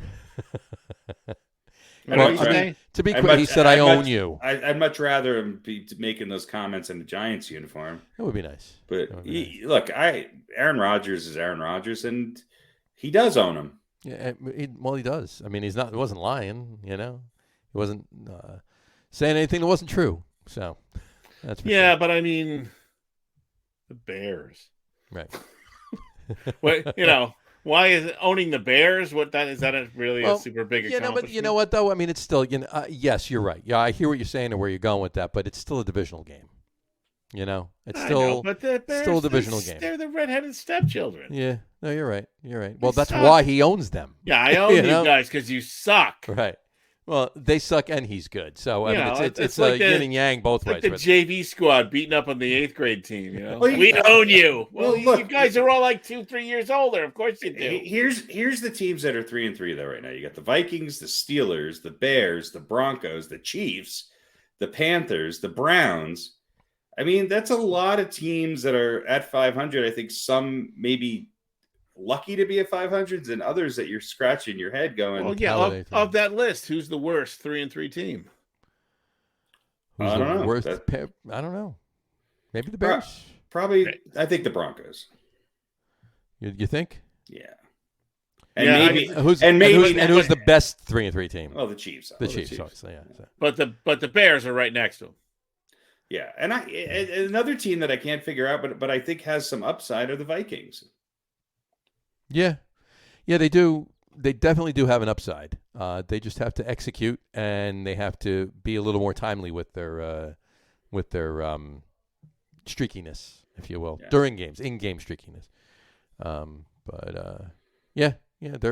hard to figure out as well. It is. I still Braves are up 4-0, by the way. Yeah, I still think Buffalo's plus 105. They've only given up 98 points this year. They scored 203. And then they've lost 2 games. I get it. They had that horrible first game and then that letdown against the Titans. But I'm not concerned about the Bills. I think they're going to be all right once. No, I'm not concerned either. I think what you said, they're showing some of their inexperience, and you don't always whether that's on the player side or maybe not some of the coaching staff not quite sure how to. Sometimes you got to change midstream. I agree. Belichick and come out and do things differently. And right. I'll tell you what, a team that's impressed me so far this year are the Bengals. They have. Yep. They've impressed me too. And while everybody I think thought they were going to be good, I think the Ravens are just playing way above their with their talent level right now. I mean, they're a great team. Yeah. They seem to be a good team year in and year out, and they've figured out a way of letting Lamar be Lamar. Yeah, and I was really shocked that the score was that one-sided against the Chargers last week. And I know Baltimore was home, but still. Again, the Chargers really laid an egg. I mean, but Baltimore's for real. Yeah, Baltimore's for real. Some of that was because of Baltimore, and some of that was because of the Chargers, but added up, and that's a pretty embarrassing loss. Yeah. Well, it's ironic you mentioned Baltimore right after you mentioned Cincinnati, because I think it's going to be one of the games we pick in Beaten by the Coin. Right? It's going to be a tough game. So, I still think Baltimore will win, but it'll be tough. Let's get to it. All right, let's get to it. Let's get to it. Beaten by the coin. Beaten by the coin. I'm sure I'll lose to the coin. No one wants to be beaten by the coin. Well, here's the good news. We're all getting farther away from the coin. Yep. Yes, we Quick review of last week. Very interesting week. We had some differentials and picks. I think the most we've had so far. Yep. And we all went 3-2.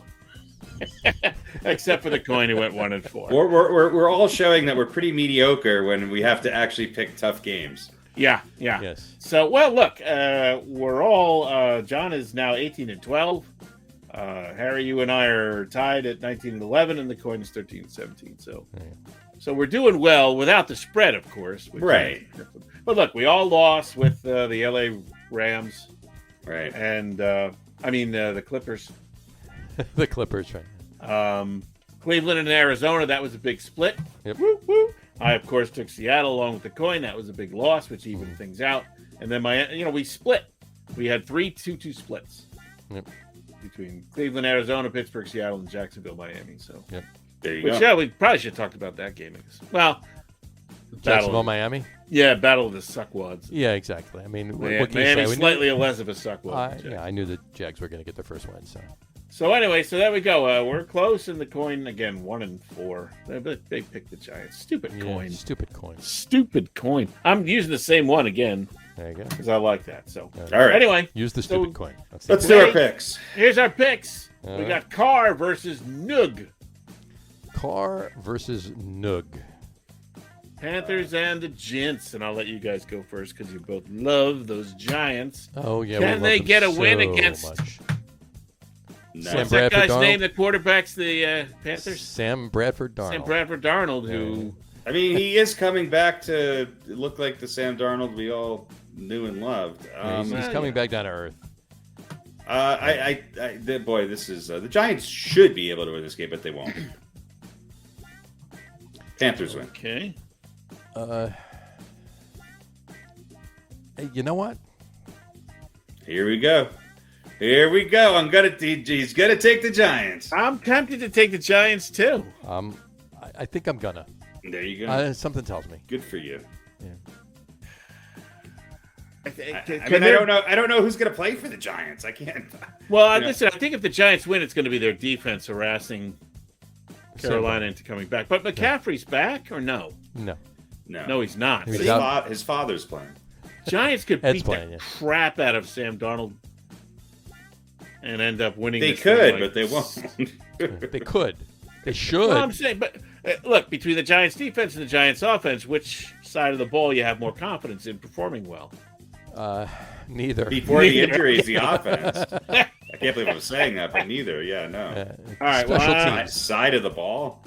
All right, I think their injured reserve is the best in the league. It definitely is. Again, the Giants bench outscore the Carolina Stars. Okay. All right, they look way better in street clothes than anybody else. I'm gonna take my boy Sam. See that? Yeah, Coin likes the away team, which is Carolina. So I'm on an island. So you're on an island with that one. Yeah. All right, Jets in New England. Sorry, it's New England. New England. New England, and the Coin likes the home team, New England. So we are all in agreement. Unanimous. All right, Cincinnati visiting the red-hot Baltimore Ravens. Red-hot Ravens. I think the Ravens at home should win. I'll take the Ravens.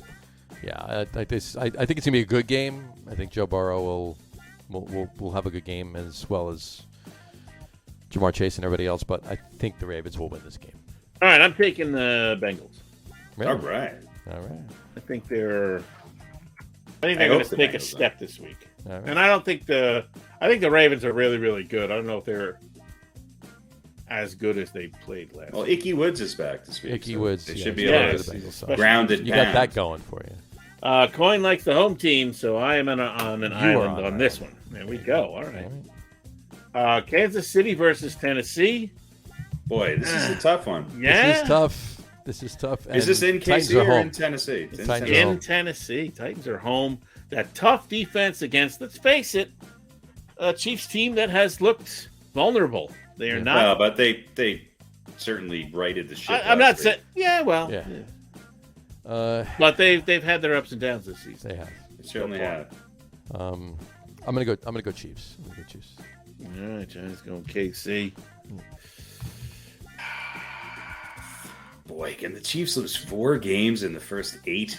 No. Or first can't 7? Possibly, right? Mahomes won't let that happen. No, I think after that interception last week. I think that coming off a Monday night game, or was it a Monday night game that Tennessee played, or was it Sunday night? It was Monday night. Monday night. Coming off a Monday night game, I think the Chiefs the Titans have a slight letdown. I'm going to go with Kansas City in a road win. There you go. Can Kansas City stop Derrick Henry? No. It's going to be a shootout. All right, I'm taking Tennessee. All right. And let's see what the old Who's the better quarterback? Derrick Henry. Derrick Henry. Yeah. Let's see what Mr. Washington has to say. He likes the Kansas City Chiefs, so There I'm you on go. 2 islands. You're You know, on Tennessee's two the one team that's been able to win a lot of games the last few years without a great quarterback. That's true. It's not bad. Yep. But they could get way down pretty quickly against Kansas City. And I think Kansas City's going to open it up. I think you'll see some special team scores, and I think it'll be a high scoring game, but KC will pull it out. All right, there we go. Indy and San Francisco. Is Jimmy G playing? Man, Might. This is a tough one. This is the garbage bowl. 49ers are home, though. They And are. the Colts confuse the shit out of me. So do the 49ers. Yeah, so it's the Confuse Bowl. Let's see. Kyle Shanahan. Yeah, what's according the to around the NFL? prognostication? Pretty optimistic. Jimmy G will be able to play versus the Colts. Next year. He told reporters, and this story is from today at 4:26 p.m. So Here's something. 49ers are 0-2 at home this year. Yep. Yeah, I think they get off the schneid. I think they get off the schneid this week at home. I'm taking the 49ers. I got to take the 49ers at home. Indy, they have nothing to lose, right? They can just kind of come in quietly, stealth assassins, just go play, let it all hang out. Yep. You know, I still don't feel like they're in a position where they have any pressure on them. The 49ers defense will keep it close at home. This really is a toss-up. I'm going to go with the 49ers. All right. So we all agree on that. All right, let's see And the what coin. the old coin says. Coin likes the away team. Coin's taking which the is Colts. The Colts. All right. All right, there you have it. And there you have That's it. done before the music ended. And we done. Yeah, we got Even my extended recap last week. There you go. All right. So we got our picks, and we're good to go. The music's Very done. nice. Very nice. Very nice. And we got so we got some differences here. You guys are in lockstep except for one game. I got a couple differences. Who cares what the coin does? After this week, the coin's out of it. Yeah, pretty much. So, all right. I got one question for you before we get to the top 10, and I don't want you to answer it now. I want you to think about it for next week because we want to talk about this next week. So you can jot this down and think about it for next week. We got a little thinker action. I want you to come up with a little bit of a story. I was just told a there would be no thinking. little romantic, not romantic in that, right? Just nostalgic, romantic kind of thing. What I need you to tell me about either the player, the team, the season, the year, the game, whatever that made you, when you can dial it back in your mind, made you fall in love with NFL football. Like, what was Who the says I'm in love with NFL? to the point that you are, So whatever what was level the- you're at. What was the point in which you can remember this game is for me, that kind of Definitely Joe Pisarcik, Eagles.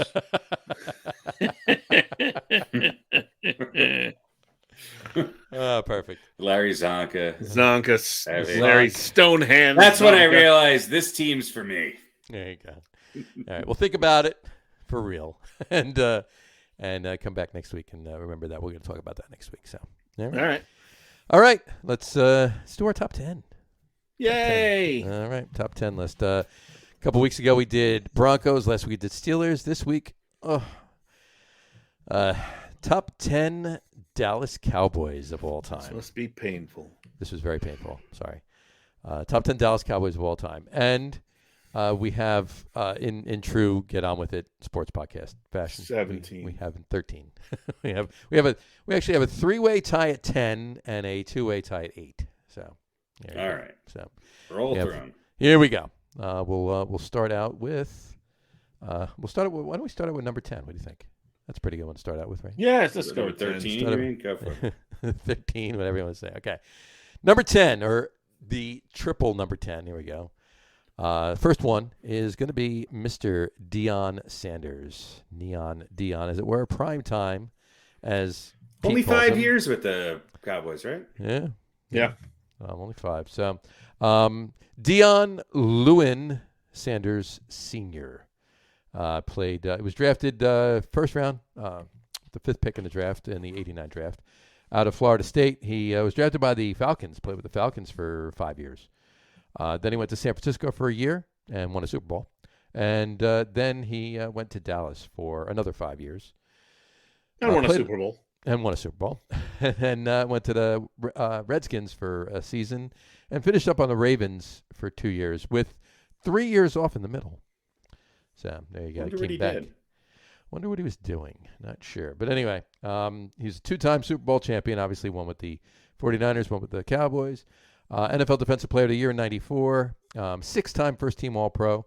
First-team All-Pro in '92 as a kick returner. And first-team All-Pro in '98 as a punt returner. Obviously, his main position was cornerback. So, and second-team All-Pro in '91, '99. 8-time Pro Bowler. Member of the '90s All-Decade Team as a cornerback, and a member of the '90s All-Decade Team as a punt returner. Both. Member of the 100th anniversary team as well in Atlanta Falcons Ring of Honor. And he is in the college and, of course, Pro Football Hall of Fame. Deion Sanders, number 10. Anybody? Yeah, prime as I know him, and Well, he wanted to be on the had lunch show. with him last week. Well, yeah, he wanted to be on the show tonight, but he was. I think he's volunteering at a children's hospital or something like that. So, or filming another Subway commercial. One of them. Probably both. I think he's filming one in the hospital. Yeah, gotcha. Actually. Right, so, right. Look, this guy was electric. It wasn't like he went to the Falcons and he was an okay player, and then he went somewhere else and blossomed. This guy, right out of the box. Sure. He just, seemed like he could do whatever he wanted. And I mean, didn't want to tackle all the time, but, always a threat. And every time you kicked him the ball or he intercepted it, he was a threat to take it to the house. Sure. I feel like he's one of those guys that I'm really happy I got to see play. Mm-hmm. And it didn't hurt that he was a member of my favorite NFC team for a portion of his career. But, look, a 2-sport star and an incredible athlete, and probably a little more maligned early on in his career for his personality than he certainly deserved. He was flashy and he was brash, but he backed it up all the time. So, to me, he's just one of the all-around great stories and great players in NFL history. Mm-hmm. Yeah, absolutely. I agree. And don't forget, he played 9 seasons in the MLB, too. Yeah, that's what I mean. I mean, it's an incredible athlete. Yeah, he was drafted with he was originally drafted by the Royals in '85, but then signed. The Yankees drafted him in '88, and he played for the Yankees, the Braves, the Reds, and the Giants. Played for. And a lot of people gave him shit for that too. Yeah. Oh, you're playing baseball. You should be playing more football. And blah blah blah. You got to pick one sport. He's like, no, I don't. I'm good at both. I can do both. Exactly. So there you go. He's like, yeah. Well, there you have it. Our first number 10 is Mr.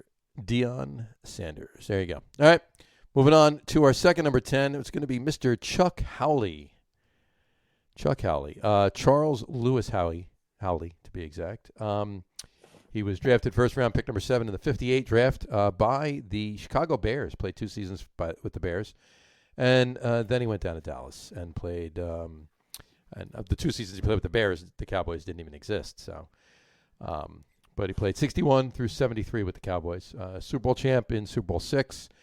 He was Super Bowl MVP of Super Bowl 5, and the Cowboys lost. It's the only person to ever be an MVP on a losing Super Bowl team. I believe he may have been an Old Balls recipient back in the day. He was. Back in the day, Chuck Howley was definitely an Old Balls recipient. Yeah. 6-time Pro Bowler, 5-time first-team All-Pro, second-team All-Pro in 1 year. Sports Illustrated 1960s All-Decade Team. And he's in the Dallas Cowboys Ring of Honor. And this is an interesting award. The PFRA, the Professional Football Researchers Association. He's in the Hall of Very Good. So, it's an actual award. So the professional. They don't like to get too carried away with their exactly. claim. The Professional Football Research Association Hall of Very Good. But 25 interceptions, 2 touchdowns, interception yards, 399, 18 fumbles recovered. Mm-hmm. And he played in 180 games. There you go. So also number 10, Mr. Chuck Howley. Anyone? Good, great player. I don't think he was in my top 10, but certainly close. Yeah, I think he would have been number 11, probably, maybe 12. Yeah, it's probably about there on mine too. Ball hawk, there you know, just a nose for getting his hands on the football when it was not in the opposing offensive player's hands. So sure, absolutely. All right, that's number 10. Second number 10, Chuck Howley. All right, moving on to our third number 10. That would be Mr. Drew Pearson. And I got to tell you, Drew Pearson, his name is Drew Pearson. There you go. One of those. He went undrafted in 1973. Then the Cowboys picked him up. He played 11 seasons for the Cowboys, 73 through 83. Super Bowl champion in Super Bowl 12. 3-time Pro Bowler, 3-time first-team All-Pro. Member of the 1970s All-Decade team. He was the NFL receiving yards leader in 1977.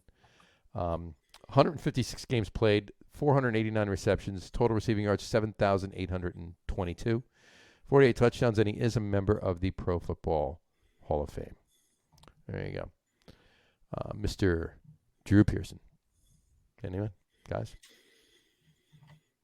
Yeah, I mean, I just think of him being the counterpart to, Swan and Stallworth. He was Staubach's kind of number one guy, obviously they relied more on the running game with Dorsett, but he was a hell of a receiver, and he was definitely a deep threat. And much like Lynn Swan, it was just fun to watch. Mm-hmm. He was very graceful. He's just one of the best of that era. Mm-hmm.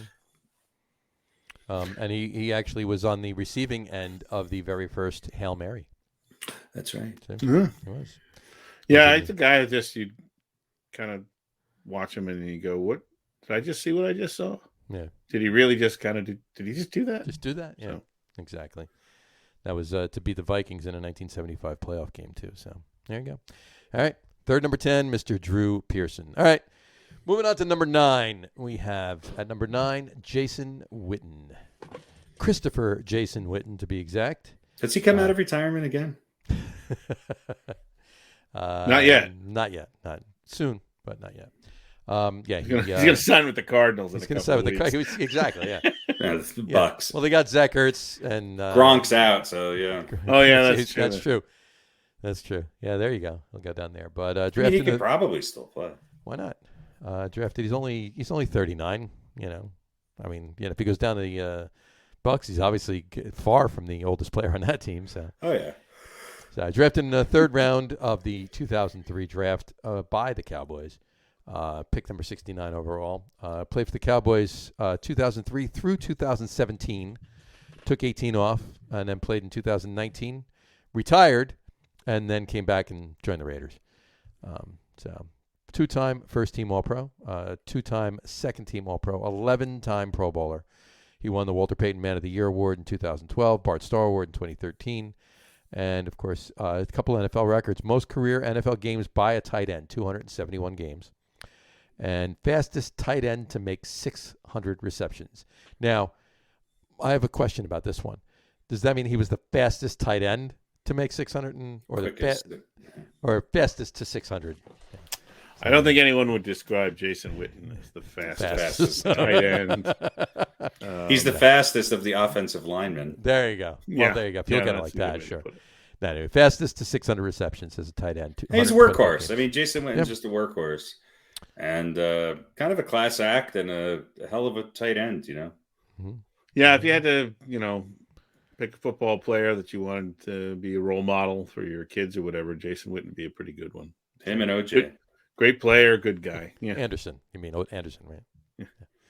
So, absolutely. 1,228 receptions, 13,046 yards, and then 74 receiving touchdowns too. Wasn't he on our wasn't he in our top 10? He was in our tight top ends 10 of all tight time? ends. Yeah. Yes, he was. Yeah, he was. A lot of these are going to be, Sure. They are. So there you go. All right, number 9, Jason Witten. All right. Moving on to number 8 is Mr. Mel Renfro. Melvin Lacey Renfro. He was drafted in the NFL draft in 1964 in the second round, picked number 17 by the Dallas Cowboys. He was also drafted in the AFL draft in the same year. Obviously opted to go to the NFL. Played rhythm guitar for Supertramp too. This is true. He did. Rhythm guitar. Yeah. But he played for the Cowboys from 64 to 77. 2-time Super Bowl champion, Super Bowl 6 and Super Bowl 12. 10-time Pro Bowler he was. 7-time All-Pro. NFL interceptions leader in 1969. He's in the Cowboys Ring of Honor. And, of course, he is in Canton, Ohio.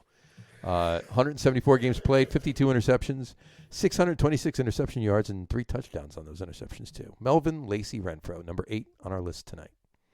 Yeah, 52. That seems outrageous. Yep. Crazy. Yep. Old school. All right. Number 8, Melvin Renfro. All right. Moving on to number this is a tie. Sorry about that. Number 8. So we're still on number 8. We have a tie at number 8. Our other number 8 is Mr. Troy Aikman. Troy Kenneth Aikman, to be exact. He was drafted with the number 1 pick in the draft in 1989 by them Dallas Cowboys. He played from 1989 through the year 2000. So technically he played in 3 decades, but only played 12 seasons. 3-time Super Bowl champion, Super Bowl 27, Super Bowl 28, and Super Bowl 30. Super Bowl MVP in Super Bowl 27. 6-time Pro Bowler, Walter Payton Man of the Year recipient in 1997. He's in the Cowboys Ring of Honor. And he is his UCLA Bruins number 8 is retired. And, of course, he is in Canton, as well as the College Football Hall of Fame. 4,715 pass attempts, 2,898 completions for a career completion percentage of 61.5. 165 TDs, 141 interceptions, 32,942 passing yards. His career rating, 81.6. Troy Aikman, number 8, tied for number 8 on our list. Best systems quarterback ever. There you go. Yeah, I mean, I had him slightly higher than this, and when I first was thinking about this list, I was like, well, maybe he'll be in the top 5. It's hard. Dallas is a storied franchise. They have a lot of really, really good players, and they've had some success over the years. But it's not easy to win 3 Super Bowls, and 3 out of 4 is 3 out of 4, and that was a great team. It was kind of one of the dynasties of the NFL, without a doubt. Mm-hmm. Troy Aikman was a really good quarterback. Mm-hmm. He was a great NFL quarterback, and I don't know. I mean, if I was to do this list over again, he might be higher. I think he was higher on the falls a little bit. I think he with time maybe his what he accomplished maybe gets appreciated a little bit more. Well, he was higher on lists, but if I recall, somebody actually didn't have them on his list, which is why he dropped a little bit on the global list. That was me. That would be Pete. So. I'd be the Cowboys fan amongst us. Yeah, listen, Troy Aikman was that on purpose? You didn't have him on your list, or you just forgot about him? No, I just didn't feel like he was number 11. Okay. Yeah. And I never do more than 10. Look, Troy Aikman was the perfect quarterback for that team. He was a great quarterback. I don't know how great he would have been on other teams without those players around him. Right. Again, I kind of got to walk a line here because he was really, really, really good. But he had a great offensive line, one of the best running backs. He had a great offensive line. He had great weapons. He didn't have a great offensive line. He had a brick wall in front of him. Yeah. So, like I said, he was the perfect guy for those teams. And you're right, it's not easy to win 3 Super Bowls. Right. But I couldn't put him in the top 10. Joe Montana had a great offensive line and a pretty good receiver, too. Yeah. Yeah. Yeah, he did. Yeah, there are a lot of successful quarterbacks that had that, too. Mm-hmm. Yeah. But, look, he's the quarterback, the most difficult position, et cetera, et cetera. I guess I would say if you're going to take, guys off that team, off the offensive of those Cowboys teams, there's probably more guys that you could put in. Right. Troy Aikman's place, who would have at least some or close to that level of success, as opposed to replacing some of those other pieces like, Emmett.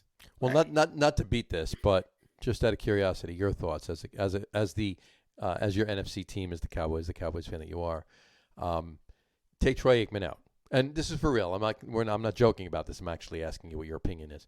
Take Troy Aikman out, but the exact same team, put Tony Romo in. What happens? What do you think? Well, Tony Romo would have been 6, so he probably would have gotten hurt. Probably would have had a hard time throwing it over Larry Allen's head. But yeah, he would have been sneaky on the quarterback sneaks. This is true. Right under the legs of everybody. Yeah, no one would have seen him. Look, what I think you know what I mean. I know. Listen, Aikman was one of the things he was really good at was. I'm not comparing Troy Aikman to Tony Romo by any means. No. But he was. What do you think? Do you think they would have had some success? Yeah. With Tony definitely. Romo. Listen, Romo. Tony Romo's also a good quarterback. Yeah, I saw some lists that had Romo in their top 10. As far as what he was able to accomplish, and right. Listen, he had a penchant for making mistakes at terrible times, which is something that Aikman didn't do. Right. They probably would have won a couple of Super Bowls. Would have won one at least, I think. With Tony Romo, I don't know. I think they're going to lose that. I think Aikman's leadership and decision making is underappreciated, and I think it probably is. He was a good quarterback, and he managed the game. And he, Michael Irvin has to have somebody pass the ball to him. That's true. Aikman was really good at putting the ball where the ball needed to be put without turning it over a lot. Right. And his career numbers don't jump out at you as much as some others, but there's another guy high on this list who I think he was much like, and a similar type of team where he's praised for his leadership and not making the big plays and not making the dumb plays. Right. And so that's of the two most successful Dallas quarterbacks, similar in their makeup, especially when you consider they played in two very different times. Right. Yeah. I just think Aikman has a little higher level of, this is blasphemy to say, of replaceability. Maybe. That's all. Yeah. That's all.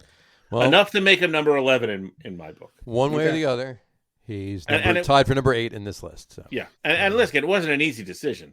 Right. It wasn't like I went, Aikman, he's not, Right. No. He's no Sam Darnold. He's no Sam Bradford. He's no Sam Darnold Bradford. There you go. All right.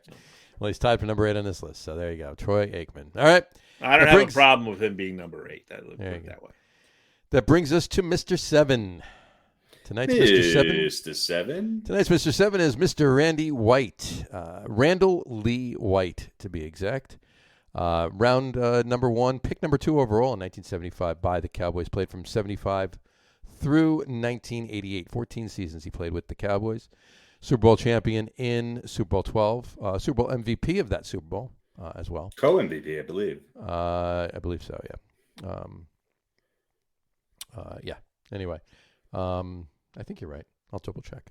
Anyway, 7-time first-team All-Pro, 9-time Pro Bowler. We could just say he's right. We don't have to. I am right. He's right. In any event, 9-time Pro Bowler, member of the 80s All-Decade Team, member of the NFL 100th Anniversary All-Time Team. In the Cowboys Ring of Honor, he was also the 2-time first-team All-American back in college as well, at Maryland, that was. Anyway, and he, of course, is in the Pro Football Hall of Fame. In the too. 52 sacks, 1 interception for his career. So, Randy White. Tonight's Mr. 7. What do you guys think? I think you said it all. Yeah, one of the more boring names in Cowboys history. Randy White. White. But I just feel like let's all go to bed and watch Randy White go up against John Hanna in the trenches. Yeah. I mean, he was kind of old school even back then. He was older school for old school. He was co-MVP with Harvey Martin. There you go. Of Super Bowl 12. So there you go. All right. There you go. Mr. 7, Randy White. He was just great. So, great. He was a systems defensive tackle. Yeah, he was a tough mofo. He was a tough one. So anyway, all right, Mr. 7, Randy White. All right, moving on to number 6. Number 6 is going to be another one of the triplets, Mr. Michael Irvin. And his name is Michael Jerome Irvin, to be exact. The Playmaker. The wide receiver drafted out of Miami.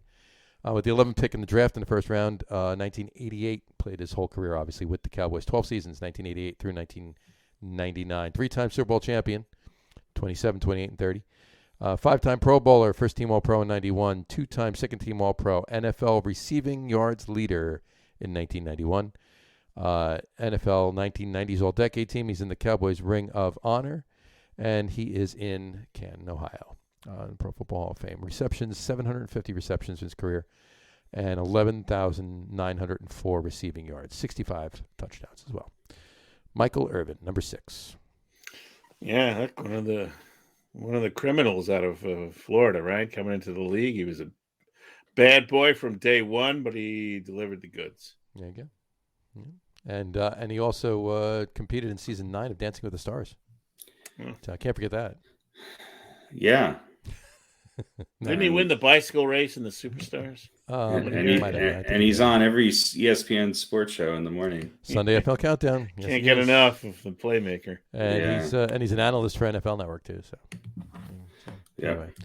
No, I mean he you listen to him talk, and he obviously knows what he's talking about. So yeah, like Irvin's a guy that you can listen to him talk. There's a lot of guys on that network that I think they like to hear themselves speak more than I want to hear them speak.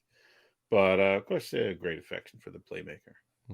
There you go. Yeah, number 6, the Playmaker, Michael Irvin. Number 29 all time in passing yards. There you go. That's not bad. Receiving yards. I was going to say he played quarterback. Number 29,600 in passing yards. Passing yards, right. There you go. Yeah. All right, number 6, Michael Irvin. Moving on to number 5, we're going back to Mr. Tony Dorsett. Anthony Drew Dorsett, to be exact. He was drafted, pick number 2 in the draft, first round, 1977, by the Cowboys. Played 11 seasons for the Cowboys and 1 for the Broncos. He was a Super Bowl champion in Super Bowl 12. NFL Offensive Rookie of the Year in 1977. First-team All-Pro in 81. 2-time second-team All-Pro. 4-time Pro Bowler, 1978, and then 81 through 83. He was Football Digest's NFL Running Back of the Year in 1981. He, of course, in the Cowboys Ring of Honor as well. And he, of course, is in Canton, Ohio in the Pro Football Hall of Fame. He's in the College Football Hall of Fame as well. And he had 12,739 rushing yards with an average of 4.3 yards per carry. 77 rushing touchdowns, and he also had 398 receptions for over 3,500 yards with 13 receiving touchdowns. And I believe he's tied or has the record for the longest touchdown run in NFL history. Does that still hold? Yeah, I guess it 99 yards. It's hard. It's hard to beat it. It's hard to beat 99. It really is. And just those numbers you mentioned right at the end: 398 receptions. Yeah. Drew Pearson had 439. Yeah, Dorsett was the precursor to I think a lot of what went on a few years later in the world of running backs. He's great. Number 10 all time rushing. Sure. Obviously the Cowboys have a pretty good track record with the running backs, but a little bit. He's I think on other teams he'd be number 2 or 3 all time on their team. He was something special. Yeah. One of the best ever.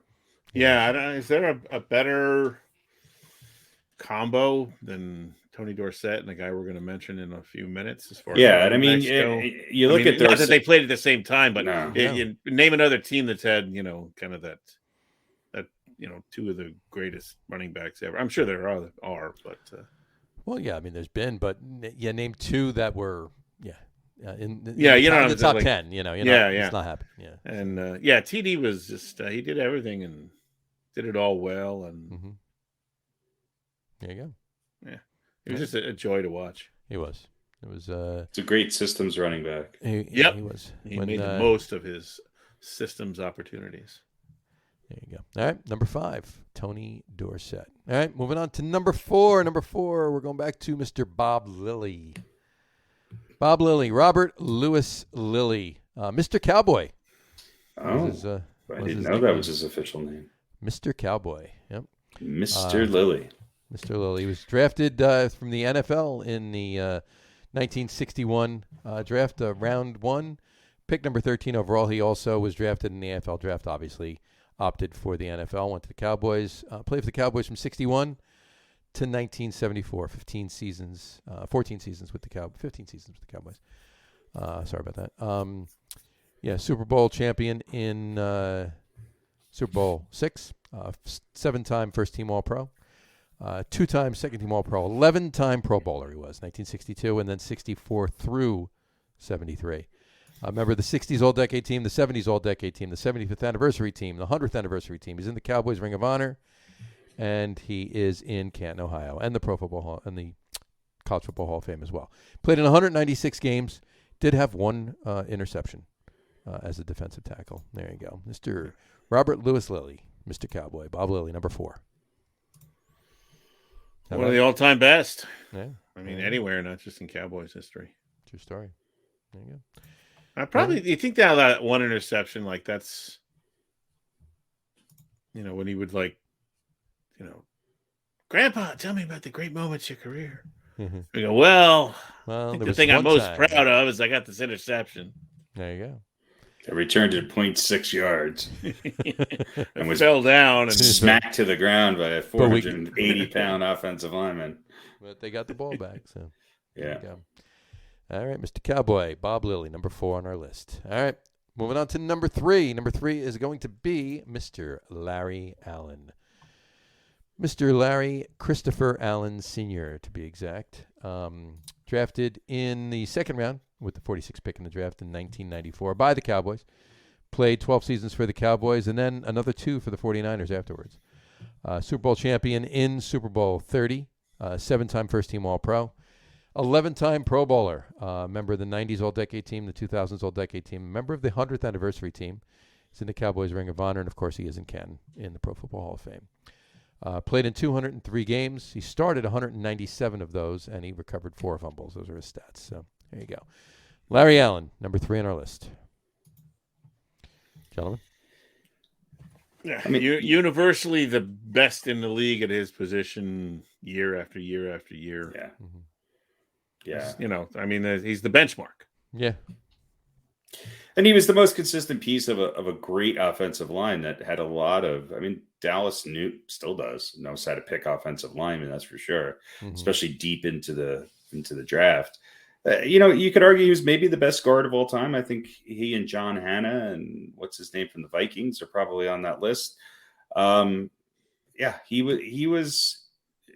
He was head and shoulders above the rest. And I think he used to come up to the line of scrimmage and go choo choo because he said the train's coming and it's going right past you. There you go. Yeah, I think Moose Johnson helped him lay the tracks there a little bit. I think so. Yeah. Could you just imagine those two blocking you, or Allen's got the guy in front of you, and Moose is coming through through the hole to flatten you, and you're. And he was really athletic, and if you remember back, the Dallas was doing some really innovative things with a lot of movement in their offensive line. They could also just go head to head and plow forward, but they were really innovative and really, really athletic and really good. He was super strong too. Super strong. Yeah, he was one of the strongest guys ever. The strongest men. He's regarded as one of the physically strongest men to ever played in the NFL. He recorded an official bench press of 705 pounds and a squat of 905 pounds. Yeah. Yeah, but I did 903. So there you go. So but still 905 better. Exactly. It's the last couple pounds that do. We're not talking the weight of your last bowel movement. No. Wait, you said squat. Yeah. Squat. Oh, I see where you went there. I misunderstood. I gotcha. But he also did 20 reps on an incline bench press with 520 pounds. Yeah. It's insane. Really. Wait, isn't there film of that? Believe so, actually. There is. There's a full-length film. I think Cuba Gooding Jr. plays him, and it's called Inclining My Way to Greatness. Yeah, they're gonna do a remake with Will Smith next year. There you go. That's right. Exactly. Yeah, This soundtrack by Megan Thee Stallion. The Larry Allen story. Larry Allen. Cardi B plays his wife. Cardi B, plays his best friend, the underappreciated offensive tackle. Secretly the first trans player in NFL history. That's right. The first 5'2", 295-pound offensive tackle. Exactly. 5'2", 295. With a mouth like two sailors. No. I'll leave that alone. All right. Yeah. There we go. Larry Allen. On that note, number 3 tonight on our list of top 10 Dallas Cowboys of all time, Mr. Larry Allen. All right. That brings us to number 2, and there was some debate between number 2 and number 1 here. 2 of us picked the order that it's in, and one of us picked the opposite, and you'll hear from that person, I'm sure, as soon as I finish talking about this one right now. But number 2 on the list tonight is going to be Mr. Emmitt Smith. Mr. Emmitt James Smith III, drafted in the first round with the 17th pick overall in 1990. Played for the Cowboys for 13 seasons, 1990 through 2002. Then went to the Cardinals, played a couple seasons with the Cardinals as well, out in Arizona. The 3-time Super Bowl champion, 27, 28, and 30. Super Bowl MVP of Super Bowl 28. NFL Most Valuable Player in 1993. Is that KCC NFC Offensive Player of the Year in 93. He was the NFL Rookie of the Year, Offensive Rookie of the Year in 1990. 4-time First-Team All-Pro, 2-time Second-Team All-Pro, 8-time Pro Bowler, 4-time NFL Rushing Yards Leader, 3-time NFL Rushing Touchdowns Leader. Member of the 1990s All-Decade Team, of course, the 100th Anniversary Team as well. He's in the Cowboys Ring of Honor, and he is, of course, in the Pro Football Hall of Fame. 18,355 career rushing yards. It's 4.2 yards per carry, 164 rushing touchdowns, 515 receptions for 3,224 yards with 11 touchdowns as well. And he holds a few NFL records as well. The 18,355 rushing yards for a career is an NFL record.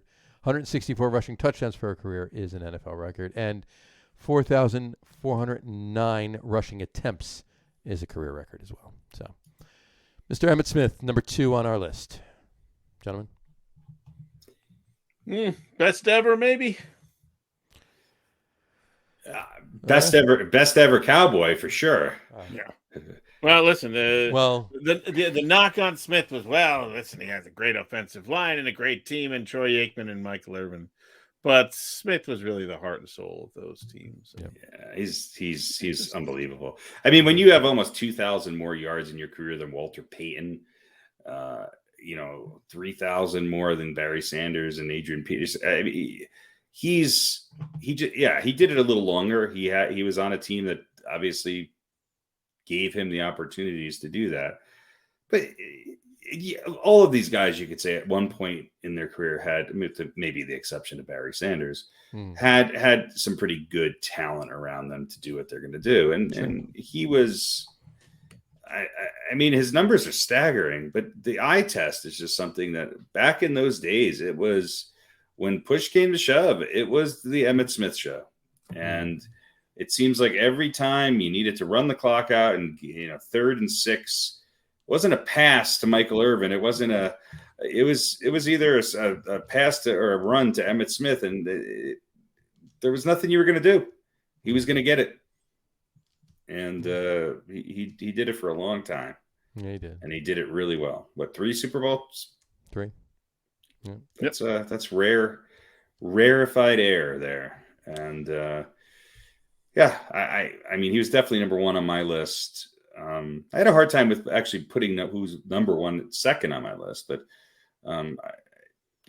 you're splitting hairs. He's one of the best ever, and just an incredible player. Yep. All right, number 2 on our list tonight, Mr. Emmitt James Smith III. Emmitt J. Emmitt J. Smith. All right. That brings us to number one, the number one Cowboy of all time, Dallas Cowboy of all time on our list tonight is, of course, if you haven't guessed it, Mr. Ed Too Tall Jones. Ed Too Tall Jones. Mr. Roger Staubach. Roger Charlie Waters. Thomas Staubach, yeah. Captain Comeback, Captain America, Roger the Dodger. A lot of nicknames for this gentleman here. He was drafted in the 10th round. 10th round. Pick 129 overall. Tom Brady. In the NFL draft in 1964, and he also was drafted in 1964 in the 16th round in the AFL draft. Obviously, he opted for the NFL. However, he didn't start his career for 5 years until 1969. He whatchamacallit? In the Navy. Played some time in the Navy, or spent some time in the Navy prior to coming back to football. Anyway, 2-time Super Bowl champion in Super Bowl 6 and, of course, Super Bowl 12. Super Bowl MVP in Super Bowl 6. NFL Man of the Year in 1978. Second team All-Pro in 71. 6-time Pro Bowler. NFL passing touchdowns leader in 73. 4-time NFL passer rating leader, 71, 73, 78, and 79. 1970s All-Decade team. Member of the 100th Anniversary All-Time team. In the Cowboys Ring of Honor, of course. He's got a lot of awards he won collegiately as well. And he's also won the Presidential Medal of Freedom in 2018. He 153 TDs to 109 interceptions. 22,700 passing yards with a passer rating of 83.4 for his career. He's in Canton in the Pro Football Hall of Fame. He's also in the College Football Hall of Fame as well. Yep. Mr. Roger Thomas Staubach, number one on our list tonight. Gentlemen. Great quarterback. Part of those classic rivalries between the Dallas and the Steelers. And, just think he's embedded into, NFL history for sure. Mm-hmm. His numbers aren't staggering, although they're pretty darn good. And you think about what he might have done with an extra 4 or 5 years in the league, but I don't know. Ray. He was the general, so to speak, wrong branch of the military, but he was the admiral running the show, right? At the time when the Cowboys were surging and becoming America's team and all that stuff, and he was the man at the head of it. Even though he was certainly one of the quietest, most self-effacing kind of guys. He didn't necessarily look for the spotlight. He was quietly brash, from what I understand, but not so much as far as in a public way. And it was just great. Talk about a guy you could look up to, military service and all that stuff. I mean, all-American hero in military and football. It's Roger Staubach. Yeah. Very true. And he actually didn't start playing until 1971, too. This is his third year in the league. Because Craig Morton was the quarterback for the Cowboys. Got him in the Super Bowl in 1970. Lost to the Colts in Super Bowl 5, but got him there. And then Morton began the season as the starter, but after losing to the Saints, they promoted Mr. Staubach. And the rest is, as they say, history. Yeah, I mean, what were they expecting from him at that point, being a 10th round pick and all that stuff? Probably not that much. But, probably not, yeah. He had a pretty good coach, had a pretty good team around him. And, a little bit. Yeah. Good college career, too. Great college career. Yeah. So, and he received a single vote for the vice presidential nomination at the 1976 Republican National Convention. You vote for himself? I don't know. I don't think so, but I'm not sure anybody. I'm not sure that he might be maybe the only Dallas Cowboy to hold that distinction. There you go. Well, until Herschel Walker. Did Herschel Walker? He's getting into politics. I think he is. Yeah. There you go. I think he's running for mayor or governor or something. Good. Councilman. Right. From there, it's a step up to the presidency or vice presidency. Just another step. Yeah, there you go. And here's one distinct honor too. Trump Walker. If memory serves, Eli won the first game ever at the new Texas Stadium, right? Didn't he write something on the wall? I forgot who did, but Roger Staubach won the first game ever at the old Giant Stadium in 1976. Wow. So there you go. They traded. So there you go. Well, there you go. Roger there you have Staubach, Mr. Excitement, number one. Number one on our list tonight is Mr. Roger the Dodger, Roger Staubach. There you go. All right. There you go. All right. That'll bring us to this week's. Hold on. I got to come on, you pain in the ass. By the way, Braves lead 5-2, top of the sixth. Yeah. Looks like we're going to have another long series. Gonna have another. Well, listen, the Dodgers are coming back in this one. We'll see. I don't know. The Dodgers could go down 3-1. It's going to be tough. No, they're not going down 3-1. They're going to score 5 in the 7th and take a 2-run lead. Well, we'll see what happens. All right. That'll bring us to this week's Old Balls. Old balls. Harry, tell us who this week's Old Balls recipient is. This week's recipient is none other than Mr. Bob Hayes, Bullet Bob Hayes, who was an Olympic gold medalist sprinter who then became an American football wide receiver with none other than the Dallas Cowboys for 11 seasons. And he is the only athlete to win both an Olympic gold medal and a Super Bowl ring. Mm-hmm. I mean, pretty impressive. Obviously, Jim Thorpe also played in the NFL and was an Olympic gold medalist. He once held the world record for the 70-yard dash at a time of 6.9 seconds. I think I could do a 12-yard dash in 6.9 seconds. And he also tied for the world's second fastest in the 60-yard dash. And he was once considered the world's fastest human being. I'll tell you what, he became a great receiver for the Cowboys, played for the Cowboys from 65 to 74, finished his career 1 year with the San Francisco 49ers, was a Super Bowl champion in Super Bowl 6, 3-time Pro Bowler, 2-time first team All-Pro, and 2-time NFL receiving touchdown leaders, and he's in the Dallas Cowboys Ring of Honor. He was also kind of a threat with punt and kickoff returns. He had another 371 receptions for almost 7,400 yards and had 71 receiving touchdowns. So, pretty stellar career for Mr. Bob Hayes. And it's usually you see a lot of these Olympic athletes, which they always want to make them NFL wide receivers, and some of them don't necessarily pan out very well. There's a pretty long list, probably a longer list of guys that didn't pan out than exactly guys who did. And he had a hell of a career. He did. Mr. Bob Hayes. Yeah.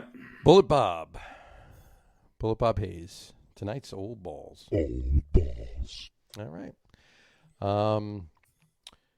Whatchamacallit? There we go. We're done?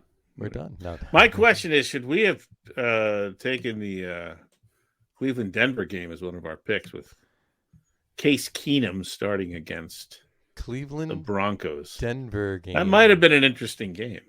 And we can add a bonus game. Want to add a bonus game? Add a bonus game. Go for it. No, then we're going to throw off our... Throw for what? Extra? We won't have even numbers. All right, fine. Well, yeah, we could. If you guys want to, we can.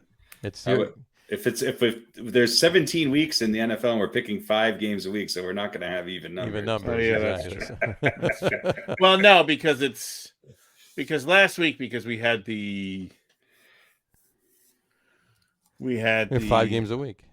Right, but we didn't always pick 5 games because sometimes we picked 5 games. Did we always? We've been picking 5 games. We've been picking. No, 5 we didn't always have. No. It's this year, but last year we didn't because sometimes we didn't. Either. True. Right. But bye weeks brought us down last year. Yeah. So our in other words, the total number of games is always divisible by 5, but I guess it doesn't matter. So my question, is it worth picking that game?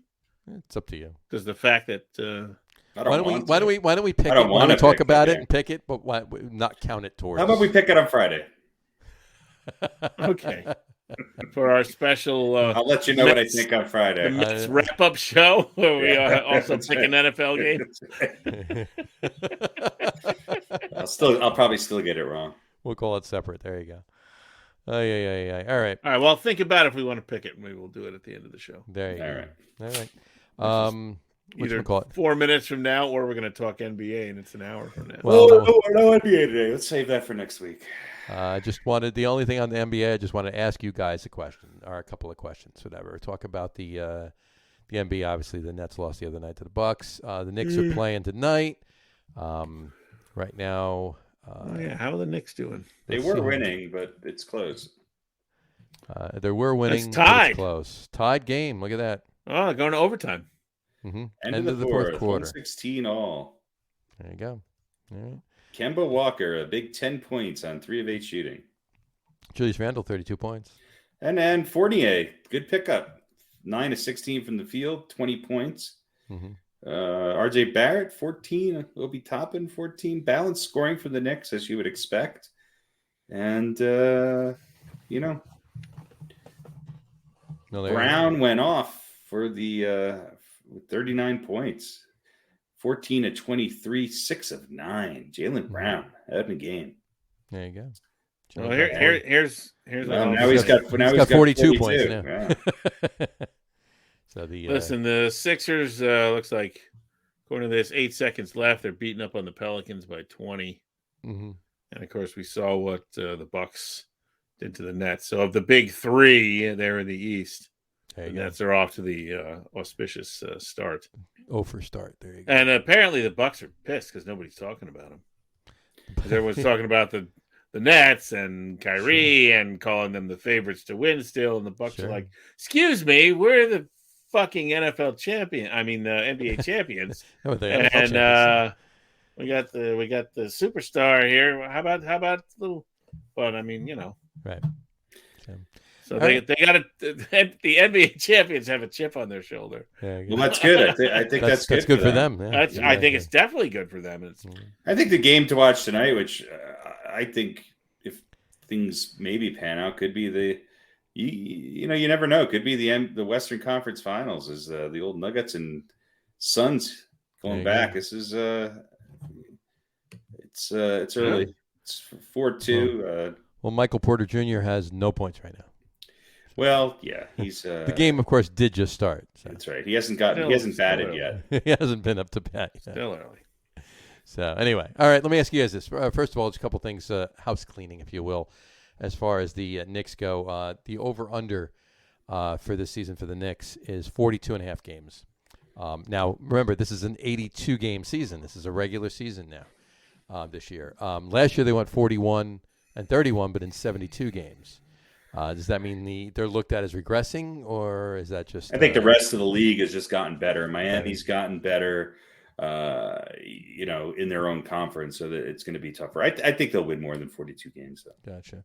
All right, what's your? Let's do the picks. What do you? How many games do you think the Knicks will win? Both of you. 46. I'll say. What do you think? I'm going to say 44. 44. All right.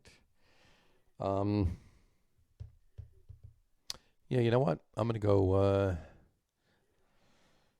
go right in between you. 45. That was hard, right? Nice, safe. The price is right. Side place right between. That's how you win the football picks. Hey, just slide in there. That's it. All right.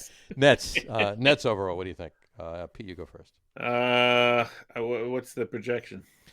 That I don't have. I actually looked for it right before. I think the more interesting thing is will Kyrie play this year for the Nets? Of 82 games, they're projected to go. The over/under is 81.5. So. Just like last year, right? Right, exactly. I'll take the under. I will say, Jesus. You'll say Jesus? I have which is unusual for me. Yeah. I don't have a lot of confidence in Brooklyn. No. They'll win games though. They'll eat through the regular season. I think they'll win 55 games. Yeah, 55. I think they're going to win 50. 5-0.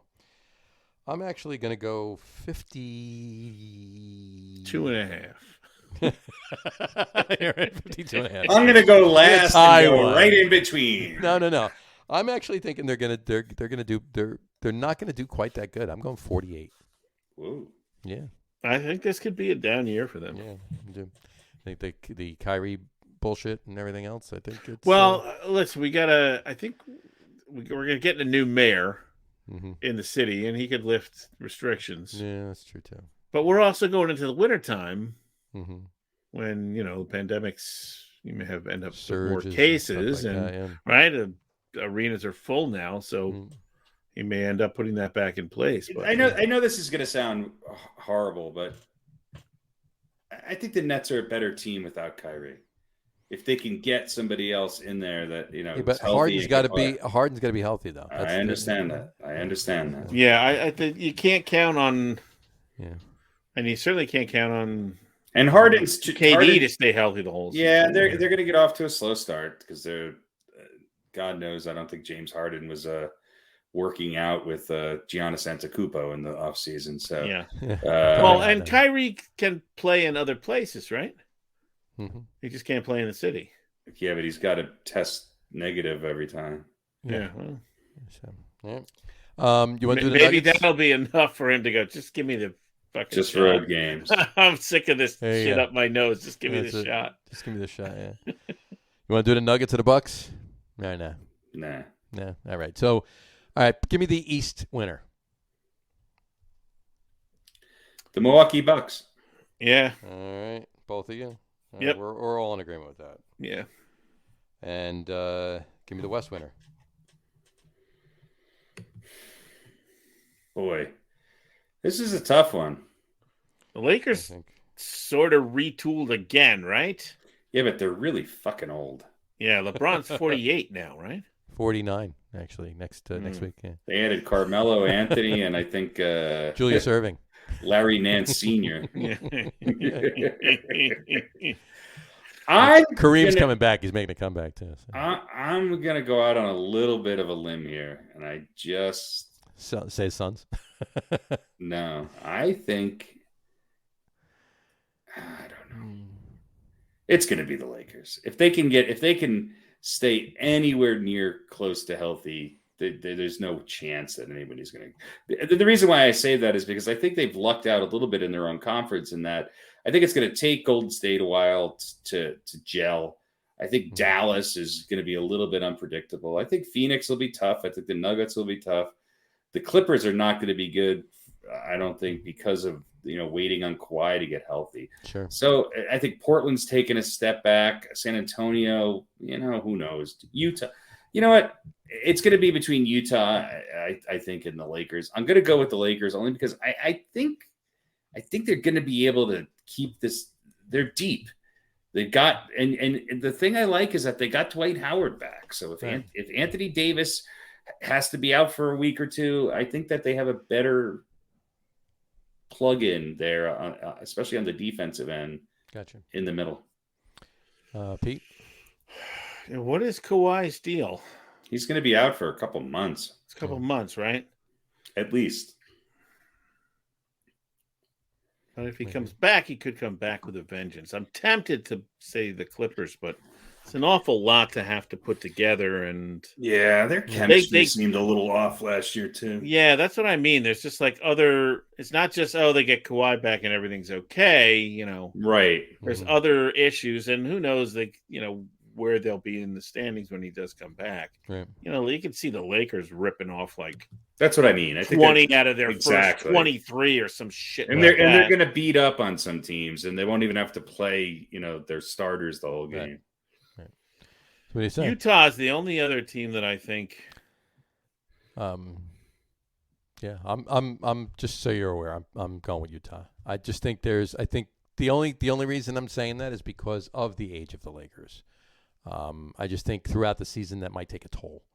And I'd like to say the Nuggets, but I think they're still gonna. They're like a piece away. Yeah, but Jamal Murray's injuries. I mean, he's not going to be back until maybe the playoffs. Right. I think Phoenix is going to be good again. I think Utah is going to be good.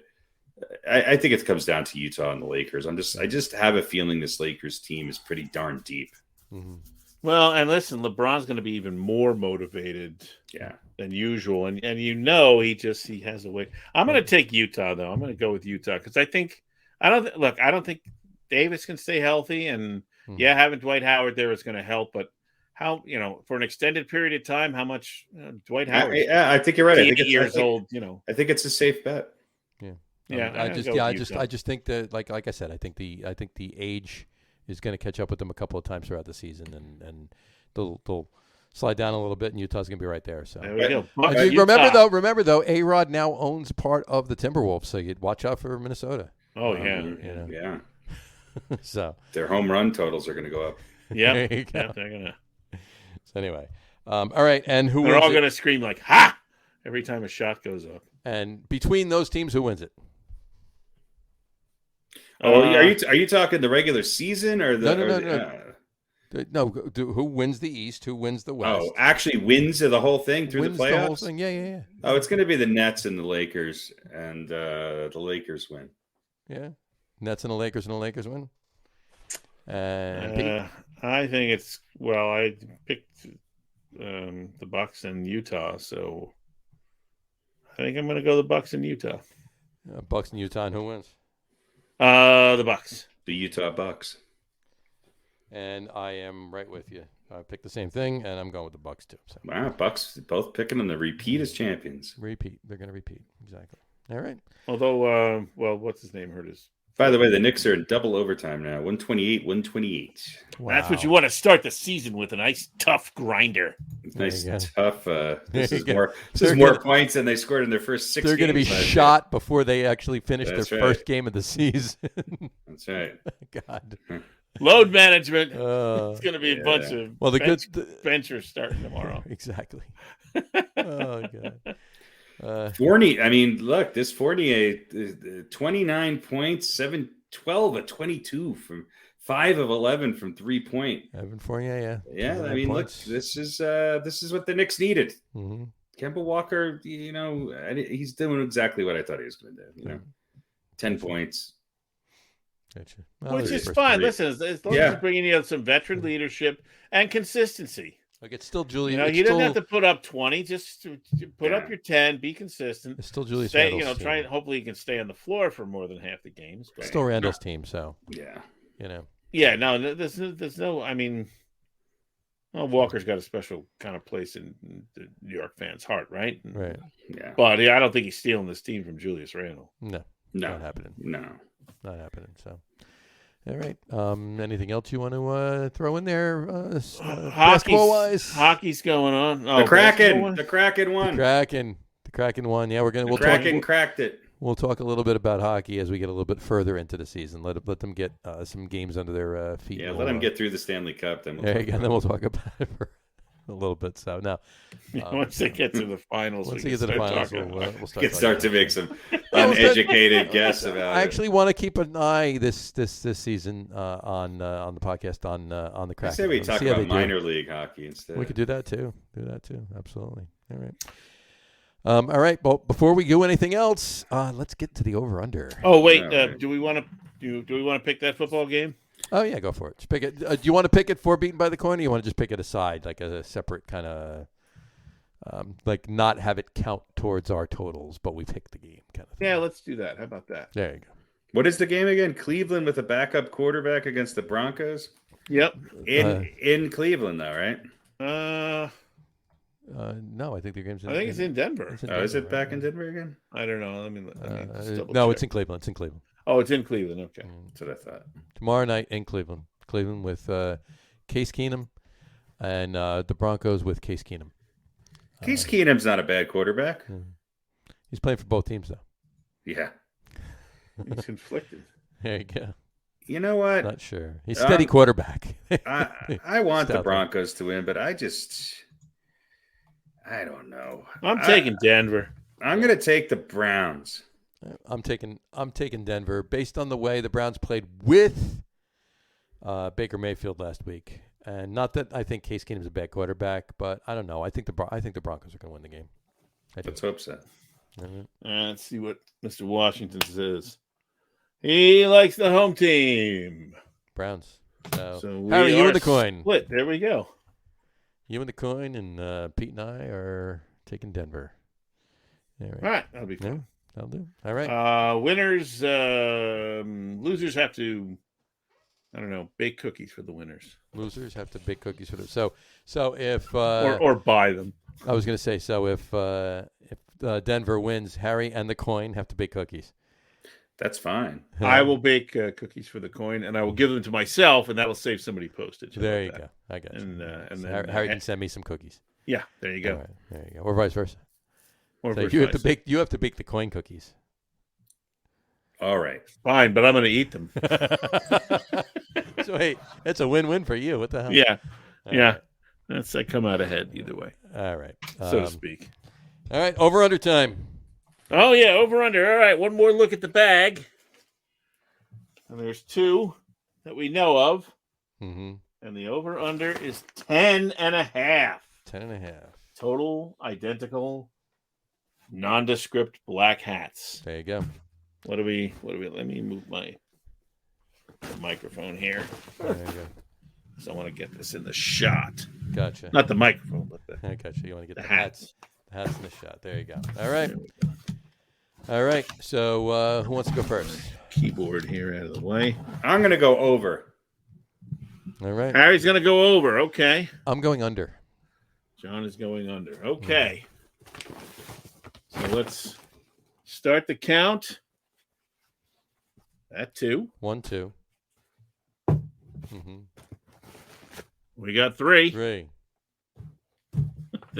This won't The stretch suspense is things. We got 4. 4. Oh, it's That in one's plastic too. Still in plastic. Wrapped in plastic. We got 5. 5. We got 6. Yep. Keep it going. We got 7. 7. That's gonna go right. There you go, behind you. We got 8. There you go. We got 9. 9. Keep going, baby. That's it. That's it. Ah, that bag was stuffed like a 9. Like a Thanksgiving turkey. Black hats. Damn, I'm horrible at this. All right.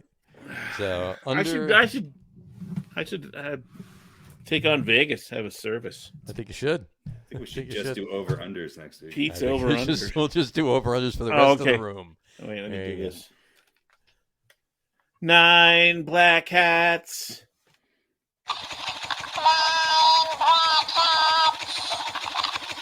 There you go. All right. That gerbil sure does vibrate. It's a vibrating gerbil. Ladies and gentlemen, the vibrating gerbil. All right. So much Man, the better. Knicks and Celtics it's like a Celtics-Lakers game from the 80s. It's God. Man, Jeez. just trading buckets. There you go. That's tied again. 105 tied 133. What was the score at the end of regulation? 63-63. 116, 116. It was. It Yeah. was 116, right? Yeah. They've now put up almost 20 points. Yeah, they There you scored go. 17 points each in the first overtime. There you go. All right. 133 is a minute left. Jason Well, Tatum hits a free throw. Channing Tatum is on. Channing Tatum. I like hits how a they free- have Q6, quarter 6. Just call it second overtime. There you go. Quarter 6. Yeah, I like that. That's Silly. good. Is it quarter 7? I think There the you go. biggest thing is, will Jaylen Brown score 50 tonight? There you go. All right. Yeah, Jaylen Brown. 50? He's at 46. 46. 46, and Yeah, Only 9 more than a rebounds and minute 6 left assists in the now, sixth so- quarter. that's right. This thing's destined to go to triple overtime. Now, did they put an extra player at half court in overtime? No. Well, they put 2 people at the bottom Underneath of the basket, Yeah, I think they put a guy underneath the basket. under basket and Yeah. two at the half court. Yeah. and no 3-second violations for any Right, of it. exactly. Yeah, that's right. It's gone out. That's out. There you go. That's right. All right. Well, it's the Celtics lead right now by a point. Well, your NBA MVP has played 10 minutes and has 10 points and plus 11 There you go. with 3 rebounds, an assist, and 2 steals already. There you go. All right. Do we see this out or do we end the show? I Leave think in we. suspense. What's going on in baseball? Oh yeah, let's just take a look at that really quick. the Still, it's 5-2 in the middle of the 7th. 5-2 mid-7. So the Dodgers are going to. I mean, if the Dodgers fall down 3-1, I mean, granted they're going back No, they're going back to Atlanta after this, right? Yeah. No, it's 2-3-2 in this round, isn't it? Yeah. Yeah. So Well, they will. So they let's will. see. It'll be 3-1 to the game 4. So they one more game in LA, and then Listen, the Dodgers have Bruihl, Justin Turner, and Bellinger. So Bellinger hits a 3-run shot to tie it up. There you go. I don't know. I don't. This Atlanta team might just. They might be They clicking just at the right time. I mean, clicking you know, at the it's right happening time. They were rested by playing the National League East all year. Exactly. They took it easy. Well, They knew what they had to do. They weren't losing because they needed to. They were losing because they could. Well, and they resting. In all seriousness, they were a good team last year and the year before. You know, I think they also battled a lot of injuries this year. Sure. They might have a little chip on their shoulder from last year because they looked really good. But even early in the playoffs, they looked really good, and then they got some veteran pitching, and that's the difference. There you go. But it's the Dodgers, so you know they're going to win. I don't know. I don't know about that. The boys from Wonder Bread City are coming back. Atlanta, Houston. Atlanta, Houston. That screams ratings. Yeah. Oh yeah, ratings. That's a ratings winner. There you go. Yeah, I mean Atlanta's a big sports town. They're a big Braves town. Well, Houston's a big sports town too. It's just they don't translate to national attention. You know, Knicks are up by 4 with 20 seconds left. Plus, everyone hates the Astros. So. Well, I hate the Red Sox more, but that's your problem. As you would, as I should, as you should. Yeah, that's you really. But I wish I didn't have to choose between either of them. But. Welcome to my world. If it's the Braves and the Red Sox, then I'm gonna actually root for the Braves. What would you do there, Johnny, being a Met fan? Between Braves and Red Sox? Yeah. You can't root for the Braves. No, I'm rooting for the Red Sox. Yeah. Even though he's wearing a Braves jersey. Well, I've worn 9 Red Sox jerseys throughout the season. I never wore the Braves jersey, and I never wear the Braves jersey. So because they're playing the Dodgers, and I want the Braves to beat the Dodgers, I understand why you're honestly. I think it's sacrilege you even own a Braves jersey. Well, it is a Freddie Freeman jersey, and he's going to go to the Hall of Fame. So, all right, he seems like a good guy too. Yeah, he will. Freddie Freeman, he'll go. Yeah. He's first of all, DJ LeMahieu is going to go back to second, and Freddie Freeman's going to take over at first. Well, DJ LeMahieu is going to the Braves. No, he's not. Freeman is your missing piece. There you go. Freddie Freeman's your missing piece at first. There you go. Do we? Maybe we should get a center fielder and some pitching. I don't think we need any first basemen. A couple more first and second. We need 4 more first basemen. Field an entire team of first and second basemen, and put them all on short and third. That's right. And just playing the shift the whole time. Exactly. Oh yeah. So Pujols comes in and singles. Yeah. See, here we go. I think the Knicks have this one. 6 seconds left. They're up by 4. I don't know. Never. Good start to the season for the done. Knicks. I got the end of it. There we go. Final. Knicks won their first game. So right now in New York, the Knicks are the better team. Yep. And they how many did the Bucks score? How many did the Bucks score? Less than that. 137 or something like that, wasn't it? Tell you what, great debut by Evan Fournier, man. Yeah. It was 127. Sorry, not 127. Yeah. So the Knicks are 11 points better than the defending NBA champions on opening day. And look, Obi Toppin and Derrick Rose combined for plus 11. That's a big, the Knicks did not go deep into their bench, but I don't know. This is a big win. Boston's a good team. Yeah. I think these two are going to fight it out for, second, maybe third place in the East. There you go. In their conference. So we'll see. See. I don't think the Astros win Game 6 either. I think this is going 7 games. I think it's. They go back to Houston though, right? Yeah, I know. Well, the Red Sox won 1 in Houston. So, and Alex Cora kind of knows Houston. So, yeah, so. Yeah, that's true. He might be a plant. Maybe he's working for Houston. Maybe that's the whole thing. Maybe he's still managing Houston and nobody knows it. There you go. So. Well, we'll see what happens there. It's still 5-2, bottom of the 7th for the Dodgers and Braves, but that game's going to go on for a bit. I just have one question for you guys. What does the watch thing mean with Correa? I don't get it. You know how they said it was taunting when he hit. Yeah. Is he's saying it's time to? It's our time. It's our what time is it? Does that bother you guys? That doesn't bother me. I couldn't care less. Care less. Although Alex Cora, when what's his face from I know Boston he got pissed. He got pissed. Which I respect Alex Cora for that. Yeah. But Correa kind of explained it. He said it's not anything. It's just I don't know. Mm-hmm.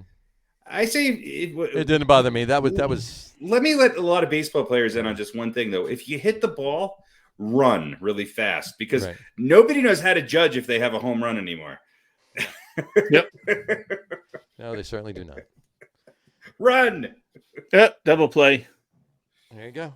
2 outs. 2 outs. But Bellinger can still hit a home run to make it a 2-run game. I don't know. You've been wrong before about this. I'm hoping that your optimism said that the Yankees are going to win the wild card game. There you go. He did. And I was hoping you were right. So I mostly said that for your benefit. Yeah. You jinxed him. He was being also that. For the show. Usually what I say doesn't happen, so except with the fucking Dodgers. All right, do me a favor. Say the Mets are not going to win the World Series next year. Say that, please. Well, they have no chance of winning the World Series. Well, there you go. They most certainly will not. All right. Anyway. All right, wrap it up. All right, let's wrap it up for today at that point. We want to playful banter. Exactly. We want to thank everybody for watching. And for those of you just listening to the audio podcast, thanks for listening. Don't forget to visit our website, www.getonwithitpodcast.com. That's getonwithitpodcast.com. And please remember, like us and follow us on all of our social media, Facebook, Twitter, and Instagram. Just search for the Get On With It podcast. And, of course, all of our shows are on YouTube as well on the Logger Room channel. Remember, we go live with the video podcast on both Facebook and YouTube every Wednesday night at 7:30, Eastern Time, that is. And for those of you that just want to listen to the audio podcast, you can do so on Apple Podcasts, Spotify, TuneIn, and Stitcher. Plus, the show is now available on Google Podcasts, Amazon Music Podcasts, and iHeartRadio as well. And if you haven't done so already, please subscribe to one or more of those feeds, and you will never miss a show. Again, thanks for following along with us. Have a great rest of your week. Watch the rest of these playoffs. Watch a lot of football over the weekend. Check out the beginning of the NBA season. Hockey's underway as well, so you got a lot of sports to watch. You got everything on right now. This is the time to watch every sport. So enjoy it all. Enjoy your weekend, and we will talk to you soon, folks. Take care. Take care, guys. Cheers. Bye, everybody.